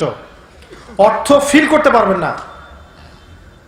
ইন্নাহু লাকুরআনুন কারীম ফি কিতাবিন মাকনুন লা ইয়ামাসসুহু ইল্লাল মুতাহহারুন, এগুলা ফিল করতে পারবেন না। ভাষা অর্থ পাবেন। এই যে তাব্বাত ইয়াদা আবি লাহাবি ওয়া তাব, পড়ে যাবেন কিন্তু বুঝতে পারবেন না কি জিনিস। আবু লাহাব ছিল নবী সাল্লাল্লাহু আলাইহি সাল্লামকে অবমাননাকারী। কিয়ামত পর্যন্ত আবু লাহাবকে আল্লাহ পাক মুসলিমদের কণ্ঠে এভাবে লানত করতে থাকবেন, ধ্বংস হোক আবু লাহাবের 2 হাত এবং সে নিজেও। যখন আবু লাহাবের সম্পর্কে এটা পড়বেন, তাব্বাত ইয়াদা আবি লাহাবি ওয়া তাব, আপনার ফিলিংস থাকতে হবে যে আপনি নবীর দুশমনকে গালি দিচ্ছেন। প্রত্যেক যুগে যুগে আবু লাহাব থাকবে না? প্রত্যেক যুগে যুগে আবু জাহেল, আবু লাহাব আছে না? আপনি এটা পড়ছেন কোরআনে, ফিল পাবেন না। ইকরা কিতাবাক ওয়া কাফা বিনাফসিকাল ইয়াওমা আলাইকা হাসিবা, কিয়ামতের মাঠের দৃশ্য বুঝতে পারবেন না শুধু ভাষা অর্থ দিয়ে। আল্লাহ বলছেন পড়ো তোমার কিতাব, তোমার আমলনামা নিজেই পড়ো, আজকে তোমার হিসাব নেওয়ার জন্য তুমি একাই যথেষ্ট। অর্থ পড়ে ফিল করা যায়? অর্থ বলে ফিল করা যায় না, আরবি শিখতে হবে। ওয়াইন কুনতুম ফি রাইবিন মিম্মা নাযালনা আলা আবদিনা ফাতু বিসূরাতিন মিন মিসলি, তোমরা যদি সন্দেহ করে থাকো এই কোরআন অন্য কারো পক্ষ থেকে আসছে, আরেকটা কোরআন রচনা করে নিয়ে আসো দেখি। এই চ্যালেঞ্জ ফিল করতে পারছেন? ইন তানসুরুল্লাহ ইয়ানসুরকুম ওয়া ইউসাব্বিত আকদামাকুম, আল্লাহ বলছেন তোমরা যদি আল্লাহকে সাহায্য করো, আল্লাহও তোমাদেরকে সাহায্য করবেন। ফিল করতে পারছেন? মুসা আলাইহিস সালামের দোয়া, তিনি দোয়া করছেন আল্লাহকে হাত তুলে, রব্বি ইন্নী বিমা আনজালতা ইলাইয়া মিন খায়রিন ফাকির, ও আল্লাহ তুমি আমার প্রতি যে করুণা বর্ষণ করবে এর জন্য আমি ফকির হয়ে বসে আছি। ফিল করতে পারছেন? ইউনূসের কথা, ওই অন্ধকারে দাঁড়ায় দোয়া করছেন, লা ইলাহা ইল্লা আন্ত সুবহানাকা ইন্নী কুনতু মিনাজ জালিমিন। আল্লাহ, আপনি ছাড়া কোনো ইলাহ নাই, আপনি পবিত্র, আমি জালেম ছিলাম। প্রত্যেকটা আয়াত, এই যে ইউসুফ পড়ে না সূরা ইউসুফ, এখন ইউসুফ আর জোলেখার প্রেম কাহিনী বানাইছে, নাউজুবিল্লাহ। আরে বোকা মানুষ বোঝে না যে ইউসুফ আর জোলেখার প্রেম কাহিনী নয় সূরা ইউসুফ, এটা হচ্ছে ইউসুফ আলাইহিস সালামের সাথে তার বাবা ইয়াকুবের প্রেম কাহিনী। ভালো করে পড়ে দেখবেন, এখানে ইয়াকুব তার বাবার সাথে তার সন্তান ইউসুফের যে প্রেম ভালোবাসা এটা বোঝানো হয়েছে। বাচ্চাকে ভাইরা বলছে যে ইউসুফকে আমার সাথে দেন, নিয়ে যাই খেলতে। বাবা বলছেন আমার মন টানছে না, আমার মন টানছে না। যখন তিনি অন্ধ হয়ে গেলেন, পড়ে দেখেন, এটা আহসানুল কাসাস, সবচেয়ে সেরা উপন্যাস। যখন তিনি অন্ধ হয়ে গেলেন, ওই যে রুমাল পাঠিয়ে দেওয়া হলো না, চোখের উপরে রাখবেন, চোখ ভালো হয়ে যাবে, পড়ে দেখবেন। রুমাল আসতে আসতেই ইয়াকুব আলাইহিস সালাম বলছেন আমি ইউসুফের গন্ধ পাচ্ছি দূর থেকে। কার প্রেম কাহিনী এটা? ইউসুফ জুলেখা? সুবহানাল্লাহ। এক একটা সূরা আপনি কোথায় নিয়ে যাব আপনাকে? এই যে ওয়াদ-দুহা ওয়াল-লাইলি ইযা সাজা, যখন নবী সাল্লাল্লাহু আলাইহি ওয়াসাল্লাম মন খারাপ, সবাই বলছে যে মুহাম্মদকে তার রব ত্যাগ করেছে, আল্লাহ পাক আয়াত নাযিল করছেন, আরে দ্বীপ্রহরের কসম, রাতের কসম, মা ওয়াদ্দাআকা রাব্বুকা ওয়া মা ক্বালা, তোমার রব তোমাকে ছেড়েও দেন নাই, প্রত্যাখ্যান করেন নাই। ওয়ালা সাউফা ইউতিকা রাব্বুকা ফাতারদা, তোমার রব শীঘ্রই তোমাকে দান করবেন, তুমি সন্তুষ্ট হয়ে যাবে ইনশাআল্লাহ। কি আবেগ! আলাম ইয়াজিদকা ইয়াতীমান ফাআওয়া, আমি আল্লাহ কি তোমাকে এতিম পাই নাই, এরপরে তোমাকে আশ্রয় দেইনি? ওয়াজাদাকা দাল্লান ফাহাদা, আমি কি তোমাকে পথভ্রষ্ট পাই নাই, আমি কি তোমাকে হেদায়েত দেইনি? ফাআম্মাল ইয়াতীমা ফালা তাকহার, তুমি এতিমদের প্রতি কঠোর হয়ো না। ওয়া আম্মা সাইলা ফালা তানহার, কেউ হাত পাতলে চাইলে ওকে ফিরিয়ে দিও না। ওয়া আম্মা বিনি'মাতি রাব্বিকা ফাহাদ্দিস, তুমি তোমার রবের নিয়ামতগুলো বর্ণনা করতে থাকো। পরে সূরা জান, আলাম নাশরাহ লাকা সাদরাক, তোমার সদর কি প্রশস্ত করিনি আমি? ওয়া ওয়াদা'না আনকা ওয়িজরাক, তোমার পিঠ থেকে বোঝা কি নামিয়ে দেইনি? এই সূরার মধ্যে আছে ফা ইন্না মা'আল উসরি ইউসরা, ইন্না মা'আল উসরি ইউসরা, নিশ্চয়ই কষ্টের সাথেই কি আছে? স্বস্তি আছে। অবশ্যই কষ্টের সাথেই স্বস্তি আছে। এক একটা সূরা ফিল করতে হবে। আপনি আরবি ভাষা না জানলে, অর্থ না বুঝলে আপনি ফিল করতে পারবেন না। এটা লিখে নেন, আরবি ভাষা শেখা খুব কঠিন কিছু না। বাংলাদেশে একজন বড় আলেম আছেন, যার নাম হচ্ছেন আবু তাহের মেজবা সাহেব, নাম শুনেছেন না? কওমি মাদ্রাসায় যারা পড়েন সবাই তার বই পড়েছে, এসো আরবি শিখি, পড়েছেন না? কোর্স করেন, আরবি ভাষার কোর্স করেন। ইন্টারনেটে অনেক কোর্স আছে, www.understandquran.com এরকম একটা সাইট আছে, এখানে সুন্দর করে কোরআনের কোর্স পড়ানো হচ্ছে। ইন্টারনেটে অনেক কিছু আছে, এগুলো দেখে দেখেও আপনি আরবি ভাষা শিখতে পারবেন। আরবি ভাষা না জানলে কোরআনকে ফিল করতে পারবেন না। আর আমি বলি, কোরআনকে ফিল যতক্ষণ করতে পারবেন না, চোখ দিয়ে পানি পড়বে না। কোরআন বহু হাফেজ তেলাওয়াত পড়ে, তারাবির নামাজে পড়ে না? কয়দিন কান্নাকাটি করছেন বলেন তো? কিন্তু যেদিন আপনার সন্তান অসুস্থ হয়ে গিয়েছিল, বা হয়তো আপনার প্রেমময় স্ত্রী গর্ভবতী ছিল, ক্রিটিক্যাল কেস, আপনার মা অসুস্থ, বাবা অসুস্থ, আপনি আল্লাহর কাছে দোয়া করেছেন হাত তুলে, কান্নাকাটি করেন নাই? চোখ দিয়ে পানি আসলো কেমন করে? ফিল করেছেন আবেগ দিয়ে। কোরআনটা যদি আবেগ দিয়ে না পড়তে পারেন, চোখ দিয়ে পানি পড়বে না। আর যার কোরআন তেলাওয়াত করতে করতে চোখ দিয়ে পানি ঝরে, সে ইনশাল্লাহ দেখবেন ওই চোখ দিয়ে আল্লাহর অবাধ্যতা কিছু করতে পারবে না, ওই মুখ দিয়ে আল্লাহর বিধানের বাইরে কিছু বলবে না, ওই দেহ দিয়ে আল্লাহর আনুগত্য ছাড়া আল্লাহ পাকের অবাধ্যতা কিছু করবে না। এটা খুব বড় একটা লেভেল। সাহাবায়ে কেরাম রাদিয়াল্লাহু আনহু কোরআন তেলাওয়াত করতেন, ডুকরে কাঁদতেন। আবু বকর সিদ্দিক বলা হতো গালাবা আলাইহিল বুকা, তার উপরে কান্না বিজয়ী হতো সব সময়। রাসূল সাল্লাল্লাহু আলাইহি ওয়াসাল্লাম যখন কোরআন তেলাওয়াত করতেন, মনে হতো যে এই বুকের ভিতরে ভাত রান্না করার সময় ডেকচিতে একটা শব্দ হয় না, এই শব্দটা তার বুক থেকে বের হতো।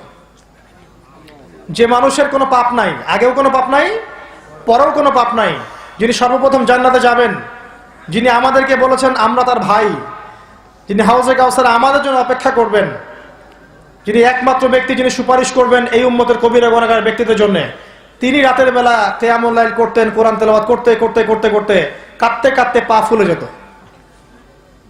আর আমরা তো মাশাআল্লাহ পাপের সাগরে ডুবে থেকেও মনে করছি আমরা জান্নাতে যাব, কারণ লা ইলাহা ইল্লাল্লাহ বলেছে মুখ দিয়ে একবার।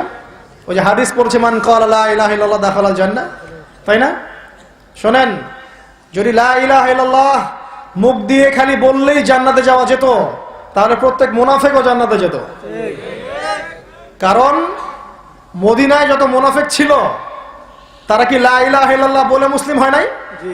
তাহলে ওরা কেন জাহান্নামে যাবে?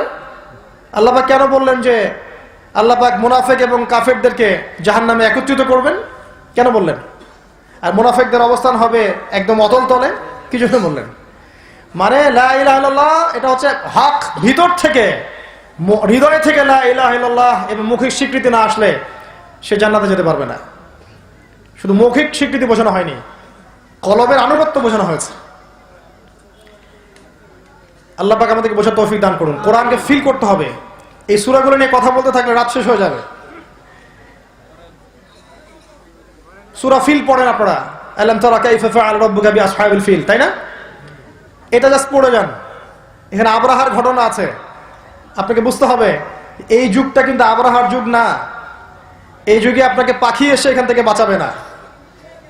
নিজের সমস্যার সমাধান নিজেদেরকে করতে হবে। ইন্নাল্লাহা লা ইউগাইয়িরু বিকওমিন হাত্তা ইউগাইয়িরু মা বিআনফুসিহিম।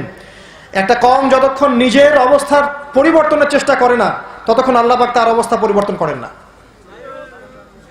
এই যে সূরা ইখলাস পড়েন, কুল হুয়াল্লাহু আহাদ, কখনো কি এটা পড়ার সময় ওই বেলাল রাদিয়াল্লাহু আনহুর কথা মনে পড়েছে? বেলাল রাদিয়াল্লাহু আনহু ইসলাম কবুল করে আল্লাহর কাছে দোয়া করছেন, আল্লাহ আমাকে মুক্ত করে দাও, আল্লাহ আমাকে মুক্ত করো, আমি দাসের জীবন ভালো লাগে না। ওই দিনই ওর মনিব উমাইয়া বিন খালাফ জেনে গেল যে বেলাল ইসলাম কবুল করেছে। এরপর তার গলার মধ্যে রশি পেঁচিয়ে মক্কার রাস্তায় রাস্তায় ঘোরানো হয়, ছেঁচড়ানো হয়, টানা হয়, ছেলেরা তাকে পাথর মারে, এক পর্যায়ে বালুর মধ্যে শুইয়ে দেওয়া হয়, চাবুক পিটানো হয়, উপরে পাথর চাপা দেওয়া হয়। যারা শ্বশুর বাড়িতে গিয়েছেন দুই একবার তাদের এগুলো মায়ের অভিজ্ঞতা আছে।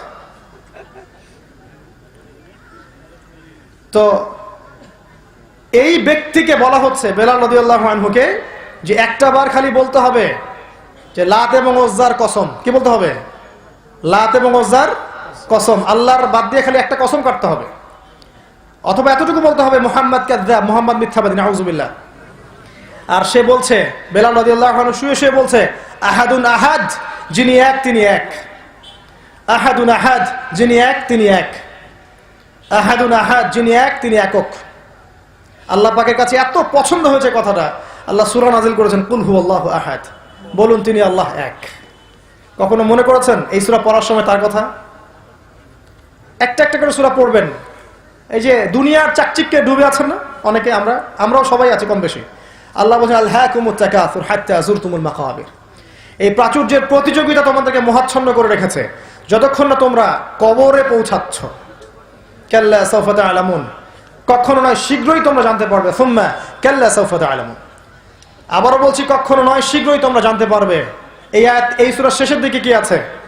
সুম্মা লাতুসআলুন্না ইয়াওমাইযিন আনিন নাঈম, ওই দিন তোমাদেরকে প্রত্যেককে নিয়ামত সম্পর্কে জিজ্ঞাসা করা হবে। প্রত্যেকটা সূরা পড়তে থাকেন, আল্লাহ পাক তৌফিক দান করুন।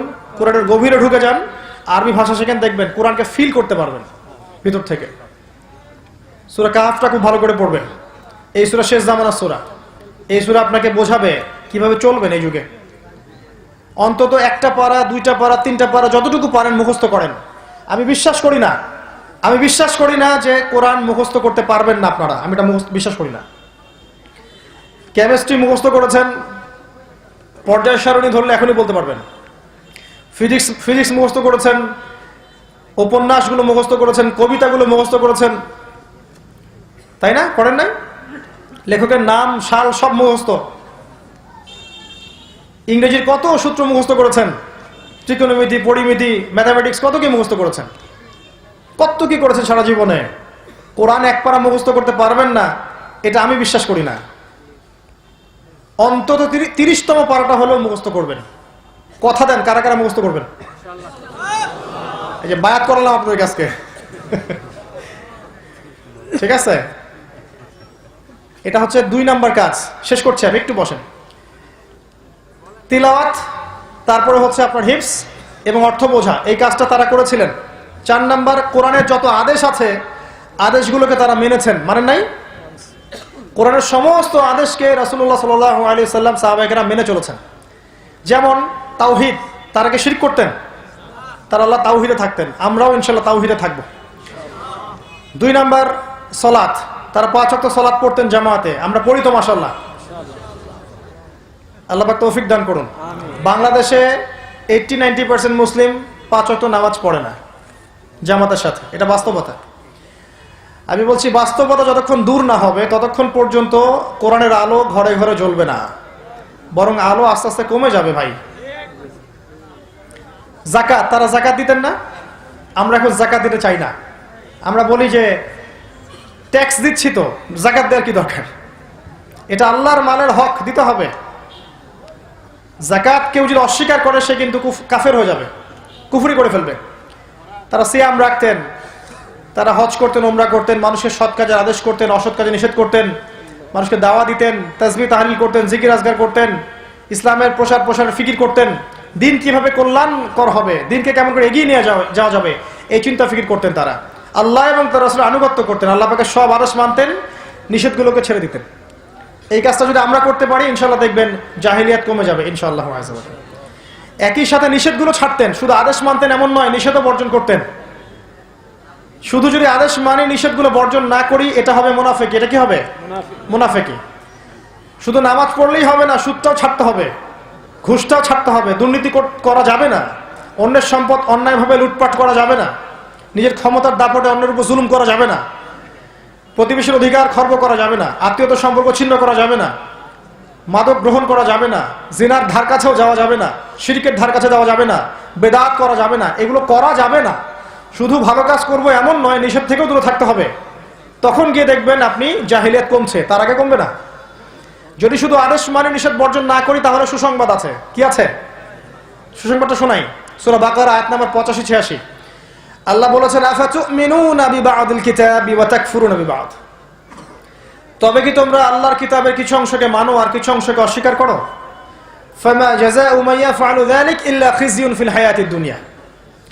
যারা এরকম কাজ করবে আল্লাহর কিতাব, কারণ পথ চলতে গেলে গুনাহ হবেই, কবিরা গুনাহ হবেই, শয়তান ওয়াসওয়াসা দিবেই, হতাশা চলে আসবে, গুনাহ হয়ে গেছে মনে হয় সব শেষ হয়ে গেল, পড়ে গেলে আবার উঠে দাঁড়াবেন, ওযু করবেন, 2 রাকাত নামাজ পড়বেন, ইস্তেগফার করবেন, আবার পথ চলবেন ইনশাআল্লাহ। এভাবে চলতে থাকবেন, শয়তান হেরে যাবে ইনশাআল্লাহ, আপনার ঈমান জিতে যাবে ইনশাআল্লাহ। যার শেষ ভালো তার সব ভালো। ইন্নামাল আমালু বিল খাওয়াতিম, শেষটা যার ভালো হবে সব ভালো হবে তার। এমন অনেক ব্যক্তি জান্নাতে যাবে যারা এখন দুনিয়াতে চলছে দেখে মনে হচ্ছে এরা জাহান্নামে যাবে। আল্লাহর রাসূল বলেছেন মানুষের তাকদীর তার উপর বিজয়ী হবে, যার তাকদীর লেখা আছে সে জান্নাতি। দেখা যাবে দুনিয়াতে অনেকদিন পাপ কাজ করছে, হঠাৎ তাকদীর তার প্রতি বিজয়ী হবে, সে আবার ভালো পথে ফিরে আসবে, ভালো কাজ করতে এই অবস্থা তার মৃত্যু হবে, দেখবেন এই ব্যক্তি জান্নাতে চলে গেছে। আবার দেখবেন অনেক মানুষ আছে যারা দুনিয়াতে দেখবেন ভালো কাজ করছে মাশাআল্লাহ, খালি ভালো কাজ, এক পর্যায়ে তাকদীর ভাগ্য বিজয়ী হবে, এরা শেষ বয়সে গিয়ে খারাপ করা শুরু করবে এবং খারাপ করতে ওই অবস্থায় মারা যাবে। নাউযুবিল্লাহ। তাকদীর আল্লাহর পক্ষ থেকে লেখা হয়ে গেছে, আল্লাহর কাছে ভালো তাকদীর চাইতে হবে, দোয়া করতে থাকতে হবে। আদেশও মানবো ইনশাআল্লাহ, নিষেধ বর্জন করবো ইনশাআল্লাহ। আর 2টা কাজ শেষ করছি। 1 নাম্বার, তারা কোরআনের দাওয়াত দিতেন, প্রচার প্রসার করতেন। আমরাও যেন কোরআন পড়ার পাশাপাশি, অর্থ বোঝার পাশাপাশি, আমল করার পাশাপাশি মানুষকে শিখাই, মানুষকে দাওয়াত দেই, কোরআনের মেসেজগুলো মানুষের কাছে পৌঁছে দেয়। এটা শুধু মুসলিমদের গ্রন্থ নয়, মানে মুসলিমদের জন্যই নয়, এটা পুরো মানব জাতির জন্য। অমুসলিমদেরকেও কোরআনের দাওয়াত দিবেন ইনশাআল্লাহ তাআলা। আমি চোখের পানি একদিন বের হয়ে গেছে এই কথা শুনে, যে কিছু জায়গা থেকে ফোন আসছে এবং বলা হচ্ছে যে ভাইয়া অমুসলিম ছিলাম, আপনার লেকচারে কিছু অংশ শুনে আজকে মুসলিম হয়েছে। তখন মনে হলো যে আলহামদুলিল্লাহ, অ্যাটলিস্ট আমি এই জমিনের উপরে আবর্জনার মতো নেই। কিছু মানুষ অমুসলিম, কিছু মানুষ লেকচার শুনে মুসলিম হচ্ছে। এটা ভালোই কারণে যে ইসলাম কিন্তু হৃদ্যতার ধর্ম, সৌহার্দ্যের ধর্ম। ইসলাম কিন্তু কখন অন্য ধর্মের মানুষের উপর আক্রমণ করতে শিখাচ্ছে না, যতক্ষণ না একটা মুসলিম স্টেটকে কোন অমুসলিম আক্রমণ করছে। আমাদেরকে ইসলাম, আল্লাহ রাব্বুল আলামিন কিন্তু আমাদেরকে আক্রমণাত্মক মনোভাব শিখাচ্ছেন না, সৌহার্দ্য, হৃদ্যতা, ভালোবাসা শিখাচ্ছেন। ইসলামের সৌন্দর্য দিয়ে অমুসলিমদের মন জয় করে ফেলা সম্ভব। রাসূলুল্লাহ সাল্লাল্লাহু আলাইহি ওয়াসাল্লামের চরিত্র দেখে বহু মানুষ ইসলাম কবুল করেছে, কোরআনের তেলাওয়াত শুনে বহু অমুসলিম ইসলাম কবুল করেছে। আমরা যদি ঠিক হই দেখবেন ইনশাআল্লাহ তাআলা আমাদের আমল, আমাদের আকীদা, আমাদের চরিত্র দেখে বহু অমুসলিম ইসলাম কবুল করবে ইনশাআল্লাহ আযজা ওয়া জাল্লা। আর কিছু মানুষ আছে যারা কখনোই করবে না, সুম্মুন বুকমুন উমিয়ুন ফাহুম লা ইয়ারজিউন, তারা কখনো ফিরে আসবে না। ওদের কি নিয়ে আপনার চিন্তা করার প্রয়োজন নাই, কারণ আল্লাহ পাক বলেছেন উলাইকা কাল আনআম, এরা গবাদি পশুর মতো, বাল হুম আদল, বরং তার চেয়েও নিকৃষ্ট। তারা কোরআনের দাওয়াত দিতেন, প্রচার প্রসার করতেন। আমরাও ইনশাআল্লাহ যতটুকু জ্ঞান অর্জন করেছি এর আলোকে আল কোরআনের দাওয়াত মানুষের ঘরে ঘরে পৌঁছাবো, সাথে হাদিসটাও পৌঁছাবো। শুধু কোরআন মানবো হাদিস মানবো না এমন নয়, কোরআন হাদিস দুটা মিলেই চলতে হবে। কিছু মানুষ বের হয়েছে নতুন, এখন নতুন ফিতনা যে কোরআন মানি হাদিস মানি না। তো কোরআন মানি হাদিস মানি না কথা বলার মানে হচ্ছে আসলে আপনি কোরআনও মানেন না। কারণ আল্লাহ বলেছেন আতিউ আল্লাহ ওয়া আতিউ রাসূল, কোরআনেই আছে আল্লাহর আনুগত্য করো, রাসূলের আনুগত্য করো। তাহলে রাসূলের আনুগত্য কোথায় করলেন আপনি? হাদিস না মানলে, হাদিস না মানলে আপনি রাসূলের আনুগত্য কোথায় করছেন? ওয়া মা আতাকুমুর রাসূলু ফাখুযু, রাসূল যা দেন তা গ্রহণ করো। ওয়া মা নাহাকুম আনহু ফান্তাহু, যা থেকে বিরত থাকতে বলেন বিরত থাকো। তো কোরআন যদি মেনে থাকেন তাহলে এই আয়াতগুলো মানবেন না। এটা একটা ফিতনা, এটাকে বলা হয় কোরআন। আল্লাহ পাক এই ফিতনা থেকে আমাদেরকে হেফাজত করুন।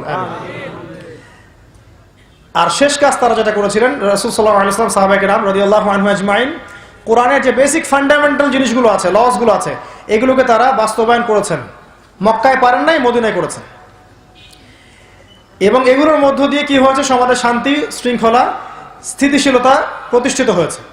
তখন কেউ চুরি করতে ভয় পেত, কারণ চুরি করলেই খবর আছে, ধরা পড়লেই হাত যাবে। জেনা করতে ভয় পেত, ধরা পড়লেই 100টা লাঠি খেতে হবে জনসমক্ষে। ডাকাতি করতে ভয় পেত, ডাকাতি করলে ডান দিকের হাত বাম দিকের পা কেটে ফেলে দিবে, ভয় পেত তারা। বিবাহিত ব্যক্তি জেনা করতে ভয় পেত, ধরা পড়লে রজম করে দিবে। কেউ রাসূল সাল্লাল্লাহু আলাইহি ওয়াসাল্লামকে গালি দিতে ভয় পেত, গালি দিলেই খবর আছে। মানে যখন লসগুলো ইমপ্লিমেন্ট করা হয়েছিল ওই যুগে, আমি বলছি ওই যুগের কথা, যখন রাসূলুল্লাহ সাল্লাল্লাহু আলাইহি ওয়াসাল্লাম ছিলেন, সাহাবায়ে কেরাম রাদিয়াল্লাহু আনহুম তারা ছিলেন, এই বিষয়গুলো বাস্তবায়িত ছিল। এই কারণে সমাজের মধ্যে দেখবেন পাপ, দুর্নীতি, অন্যায়, অবিচার, জুলুম এগুলো অনেক কমে গিয়েছিল। হতো না এটা বলবো না, হলেও সেটার সুষ্ঠু বিচার হতো এবং স্থায়ী শান্তি ছিল। এই 6টা বিষয় তারা বাস্তবায়ন করেছিলেন। এখন আমরা শেষ করবো এই জায়গায় এসে যে আমরাও যদি এখনকার এই আয়ামে জাহেলিয়াত, নতুন আঙ্গিকে গড়া এই জাহেলিয়াতকে দূর করতে চাই, তাহলে আমাদেরকেও সেই পড়াশোনায় ফিরে যেতে হবে, কনস্ট্রাকটিভ সিলেবাসে পড়াশোনা করতে হবে। আমাদেরকেও জানা অনুযায়ী আমল করতে হবে, আদর্শ পরিবার করতে হবে, হালাল খেতে হবে, হারাম থেকে দূরে থাকতে হবে, ইসলামের দাওয়াতি কাজে নিজেদেরকে অংশগ্রহণ করাতে হবে, নিজেদের সাধ্যমতো চেষ্টা করতে হবে। শৈথিল্যবাদী হওয়া যাবে না, উগ্র চরমপন্থী হওয়া যাবে না, মধ্যম পন্থায় ইসলামকে এগিয়ে নিয়ে যেতে হবে, ইলমের সাথে, প্রজ্ঞার সাথে, হিকমার সাথে। এবং দেশের, সমাজের 8-10টা মানুষের ক্ষতি হয় এমন কোনো কাজে সম্পৃক্ত হওয়া যাবে না, বরং এরা সবাই আমার উম্মতের অন্তর্ভুক্ত, সবার জন্য হিতাকাঙ্ক্ষী হতে হবে। শেষমেশ কোরআনের এই 6টা হক যদি আমরা ইন্ডিভিজুয়ালি বাস্তবায়ন করতে পারি, তেলাওয়াত শিখা, অর্থ বোঝা, আদেশ মানা, নিষেধ বর্জন করা, দাওয়াতি কাজ করা এবং বেসিক জিনিসগুলোকে বাস্তবায়ন করা নিজের উপরে, নিজের পরিবারের উপরে, ধীরে ধীরে সমাজে, পরবর্তীতে বিশ্বে, দেখবেন ইনশাআল্লাহু আযজা ওয়া জাল, আজ হোক আর কাল হোক, অথবা 10 বছর, 20 বছর, 30 বছর, 50 বছর পরেই হোক না কেন, আপনি দেখবেন এমন একটা প্রজন্ম আসবে ইনশাআল্লাহ, যেই প্রজন্মর সবাই লা ইলাহা ইল্লাল্লাহ সাক্ষ্য দিবে। এবং যেই প্রজন্মে দেখবেন কোনো অন্যায় হচ্ছে না, দুর্নীতি হচ্ছে না, পাপাচার হচ্ছে না, সমাজটা আলোকিত আছে, অন্ধকারাচ্ছন্ন নেই। এবং এই দিন ইনশাআল্লাহু আযজা ওয়া জাল আল্লাহ পাক শীঘ্রই এই বিশ্বের বুকে নিয়ে আসবেন। এটা আল্লাহ পাকের দায়িত্ব। আল্লাহ পাক বলেছেন ইন তানসুরুল্লাহ ইয়ানসুরুকুম, তোমরা যদি আল্লাহকে সাহায্য করো আল্লাহ তোমাদেরকে সাহায্য করবেন। ওয়া ইউসাব্বিত আকদামাকুম, তোমাদের পা আল্লাহ পাক দৃঢ় রাখবেন। ইয়া আইয়ুহাল্লাযীনা আমানু, হে মুমিনগণ, ইত্তাকুল্লাহ, আল্লাহকে ভয় করো। ইসবিরু ওয়া সাবিরু, তোমরা ধৈর্য ধরো, ধৈর্য ধারণে প্রতিযোগিতা করো। ওয়ারাবিতু, আখের গুছাও, লাআল্লাকুম তুফলিহুন, যাতে করে সফল হতে পারো। আল্লাহ বলেছেন কাম মিন ফিআতিন ক্বালিলা গালাবাত ফিআতান কাসীরা বিইذনিল্লাহ, কত ছোট ছোট উম্মাহ ছিল যারা বড় বড় উম্মাহর উপর বিজয় লাভ করেছিল। ওয়ালা তাহিনু ওয়ালা তাহজানু, তোমরা হীনবল হয়ো না দুশ্চিন্তাগ্রস্ত হয়েও না। ওয়া আনতুমুল আ'লাউনা, তোমরাই বিজয়ী হবে। ইন কুনতুম মুমিনিন, যদি তোমরা প্রকৃত অর্থেই মুমিন হতে পারো। আল্লাহ পাক আমাদের সবাইকে প্রকৃত অর্থে মুমিন হওয়ার তৌফিক দান করুন। আল কোরআনের হকগুলোকে আদায় করার তৌফিক দান করুন। প্রকৃত জ্ঞানে জ্ঞানী হওয়ার তৌফিক দান করুন। জ্ঞান অনুযায়ী আমল করার তৌফিক দান করুন।